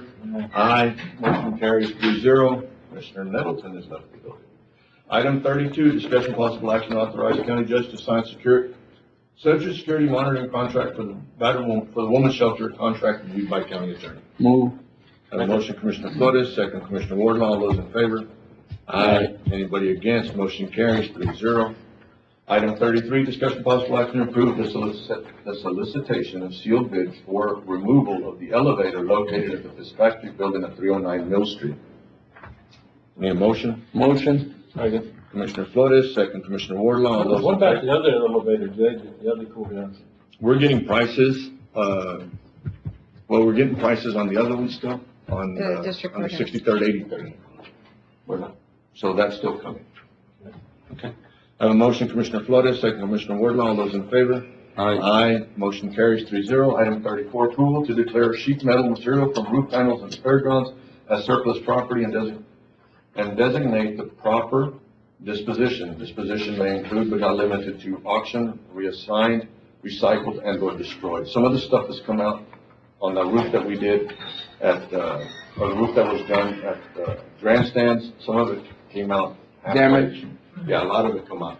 Okay. But then the precincts can, anything they might need, they can help themselves. Okay. Well, and this one's just to declare it surplus. Y'all can figure out what y'all want to do with it, but it gives you the right to go do whatever you want to with it. Destroy it. Second. A motion, Commissioner Wardlaw, second, Commissioner Flores, all those in favor? Aye. Anybody against? Motion carries 4-0. Item 35, discussion possible action to solicit for request for proposals for the operation of family violence facility and to establish a committee to evaluate any proposals received and make a recommendation to the court. Make a motion to go out for proposal and the committee to consist of Judge, Tom, David. Do we need somebody else? Probably Matt and John. And Matt. They've been working with it. Second. Have a motion, Commissioner Nettleton, second Commissioner Flores. All those in favor? Aye. Motion carries 3-0. You don't give us a break. You know, you hear about 30 minutes later. Y'all like to talk to me. Is he okay? I don't know, go check on him. He might need him off the mouth. That's your job. We got a little personal here. Item 36, discuss and possible action on 2023 imposition of optical fees for DMV. What? Oh, this is $1.50. Yeah, no, we're just gonna stick with the $10 that we normally do. Well, the $1.50 is extra. It's not even coming out of the $10. There was, did you? I Come on. sent this, Yeah. She, sent this in with the. she showed me a sheet that says that it's $1.50 above the No, I $10. got the sheet. Yeah, because this one's not highlighted, but there's a lot of other counties that are And this money would go to what? Child safety. Yes. Who gets the money? What do they do with it? Well, we collect it in our department, and then it goes out to this. Well, What's we Go to this? Matt, he would create a fund for it. Wait. We spent on. You're not worried? Go check on it. I need to look at that, 'cause I really thought it came out of the. Yes, he's all blue. Revenue must be used for See, full we- crossing We guard get the $10, so this is an extra one. remaining funds And must I know they enhance have to child find it safety, in here. nutrition. I mean, I'm all There's a for that. lot We of- can give it to the school, but Yeah, there's a lot of counties that collect the $11.50. as long as it doesn't reduce to $10, I'm No, it fine. will not. Well, I mean, the family violence does that, right? So this would just help supplement that. Or we could use it for school crossing guard. Anything, we could go out there, whatever. As long as it doesn't reduce to 10, we're No, fine. it will not. And that was a question that when she brought it, I asked. She made sure. Sure. All right, I'll make a motion to, approve the $1.50 and for the money to be put into a fund. What do you want to do Well, with it's it? $1.50. I mean, it's very little. I understand, but you gotta track it. It'll be So tracked. They can only be for Right, it'll be- certain use. It'll be tracked through her software. And as long as we do not exceed, as long as that fee does not exceed what we're paying for family violence or anything else that qualifies in that, we'll be fine. but you'll be able to track it, I guess is the main It, concern. it'll be tracked in the tax assessor software. So if we Correct. come to y'all and say, we wanna use $10,000 of it, it's, well, I understand it'll take years to get there, but you're gonna know where. So you're talking about saving it. Yeah, we don't want to spend it. We want What are you gonna spend it on? Family violence.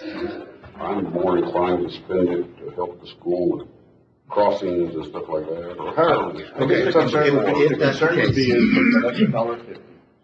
We know how much money is there and it isn't spent until it comes back for court. We can do that. We will set up a special fund for $1.50. Thank you. All right. Motion, Commissioner Middleton, second. What's the motion? The motion is to approve the $1.50 fee, but for it to be set up in a special fund and for the court to decide what they want to do, either family violence or school crossing guards or whatever we decide. Second. A motion, Commissioner Middleton, second Commissioner Wardle, all those in favor? Aye. Motion carries 4-0.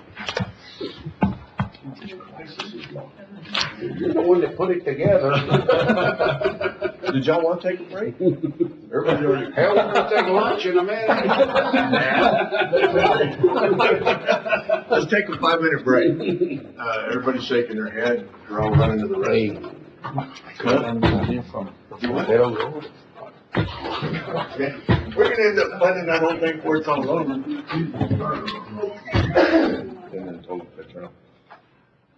There we go, lights on. We've taken a bathroom break, potty break. We're back. We're gonna go to item 37, discuss possible action on sand and grade work for the soccer fields at Frontera Road.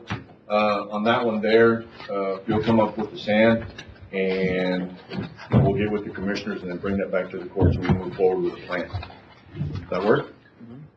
Judge, I thought, Melissa was gonna call some vendors Melissa, on the hauling or the material.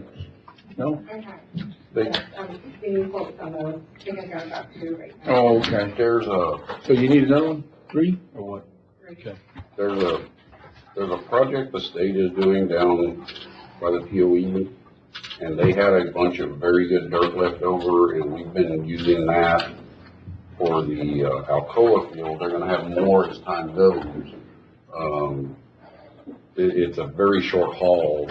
We've used up everything they had, and we're not finished yet, but there's gonna be some additional material out of that project that could be used for this, that wouldn't really cost us any money. I don't know if it's enough to finish it or what, but. Commissioner, the city's coming with another project right there on the bridge, and they're gonna have like about 1,300 yards of sand if we want it.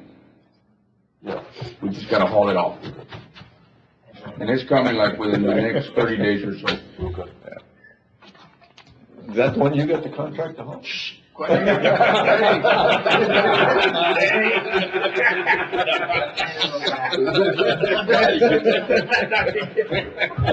The next meeting, we'll come up with a plan, totals and everything, and we should have bids on what's coming in, and then we'll move forward with that.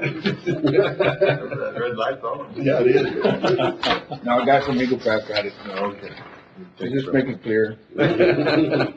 On item 37, we'll come back to it. Item 38, approval of High Lonesome Ranch South subdivision, 7,693 acres, 7,963.01 acre subdivision conveyed to High Lonesome Investment LLC. You're on. Carlos, does this meet all specs, Yes, sir. all rules? So High Lonesome Ranch this is the third phase of the subdivision is proposed by McMillan and Quinn Land Surveying. The owner of the tract is High Lonesome Investments LLC. This is located in the north part of Valverde County and like outside of the Amistala and use. It's located within precinct 2.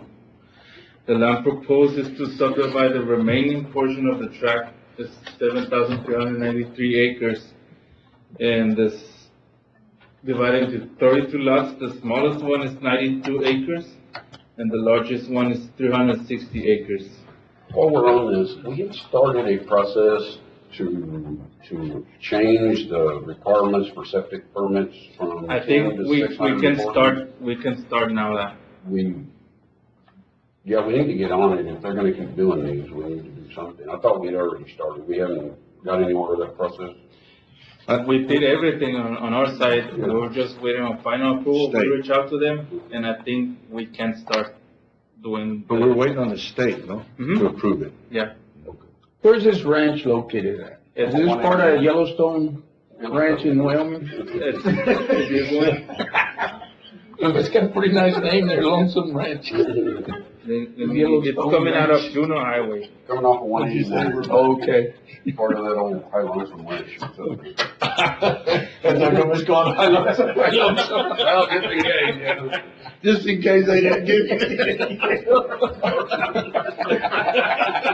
It's part of High Lonesome. Okay. Damn, Bo, you sharp. We need to get through this before we get. Motion to approve. Carlos, does this have to be approved? Do we have to approve this? It's accepted for the model subdivision rules because of the size of the tracts, but it's asking for county approval just because they're creating roads. If we don't approve it within 30 days, it's automatically approved. Yeah. And it's not costing us anything to approve, it just helps with them to move forward and we charge more of a tax. Right? Yeah, because we're not accepting the roads at all. No. Motion to approve. Well, I had a motion, Commissioner Nettleton. Oh, you second? Second, Commissioner Flores. All those in favor? Aye.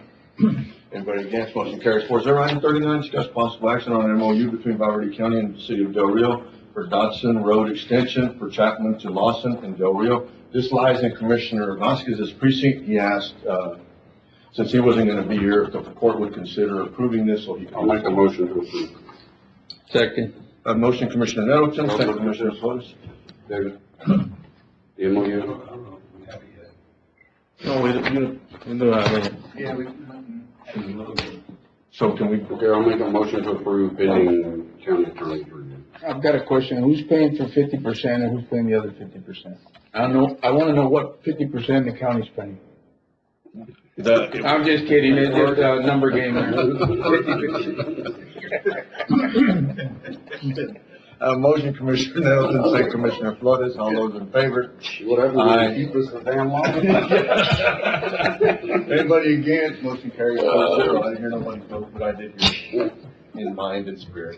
Item 40, discussion possible action to hire Ana Ramos effective August 16th, 2022. Ms. Ramos will be replacing Monica Marin, who resigned effective August 21st, 2022. The overlap in employment is to ensure an efficient transition as Ms. Marin's Motion to will. approve. Second. A motion, Commissioner Nettleton, second Commissioner Wardlaw, all those in favor? Aye. Motion carries 4-0. Item 41, discussion possible action on status ownership of quarter horse, foul, I guess it's foul. Why fool? That's the registered name of that animal. Jesus Christ. They were doomed from the beginning. Yeah. Yellowstone range. Which was awarded. Or the hot dog. Yellowstone range. Which was awarded to Valverde County Sheriff's Office. David ain't smiling no more. What are we doing? So, just asking the court for approval to be able to find this animal a good home. Is the animal that was abused there at the fairgrounds. The lady, Vanessa Alexander, who's been instrumental in finding us or guiding us through all the process and seeking the help that The we need. state took that and they gave it to somebody already. So it was being temporarily housed and they were absorbing that cost. The horse, that individual had to move that animal, but they had other conflicts, so the animal is now in New Mexico with Vanessa Alexander and let her determine. It's ours now, so we need to give it to somebody. Motion to So, approve. Sheriff, don't you auction off strays? It's not an stray. This is So a this seized doesn't come animal. under that law? No, there's not. It's a full horse. Have a motion, Commissioner Nettleton. Second. Second. What's the motion? Commissioner Flores. Commissioner? The motion is to allow the sheriff's office to work with this lady and find a home for this horse. Yes. Have a motion, Commissioner Nettleton, second Commissioner Flores, all those in favor? Aye. Motion carries 4-0. Item 42, discussion possible action to ratify Operation Lone Star Grant number 4376601. Just for clarification, this one is the dollar amount of the 2.5, is this correct? 2.5, yes, sir. This was the second set of money that came in, above the 2.8. I've asked for a list of everything that's already been encumbered on this, so we'll get that to y'all, the next meeting, and then everything else that we're planning on doing with the money to come before the court. Second. A motion, Commissioner Nettleton, second Commissioner Flores, all those in favor? Aye. Motion carries 4-0. Item 43, discussion possible action authorizing Sheriff Joe Frank Martinez to use same overtime policy for telecommunication officers and evidence custodian as we use for the deputies. And that's the one where whether they're on vacation or not, they still consider their time and then they would be paid overtime. Yes, so their function is in direct support of the deputies, so I'd like to treat them as the same. The evidence technician and dispatch, they work along the same guidelines, and county policy puts that in the. And it was in the common policy already, Juanita?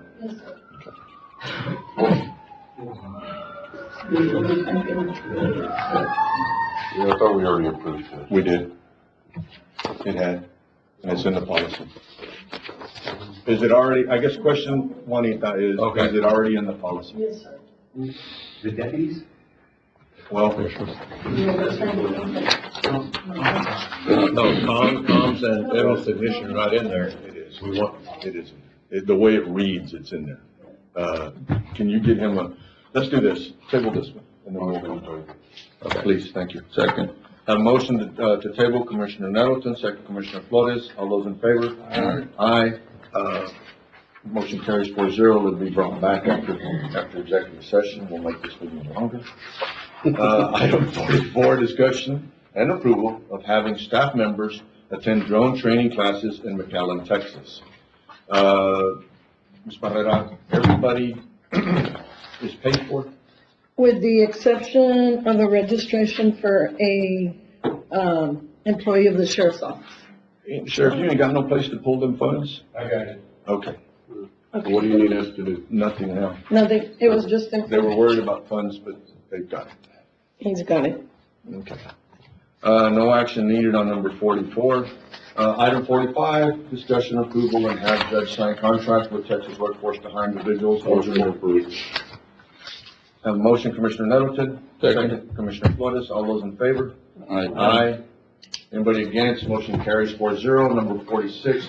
Motion approved as presented. Second.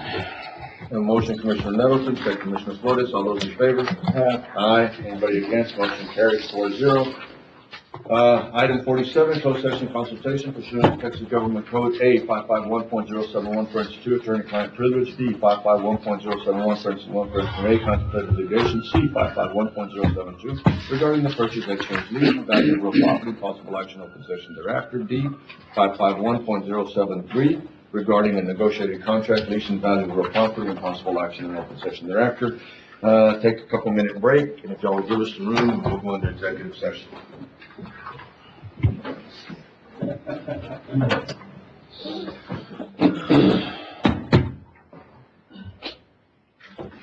We're back from executive session. It's 5:01. The meeting's not usually take this long. We're all hungry.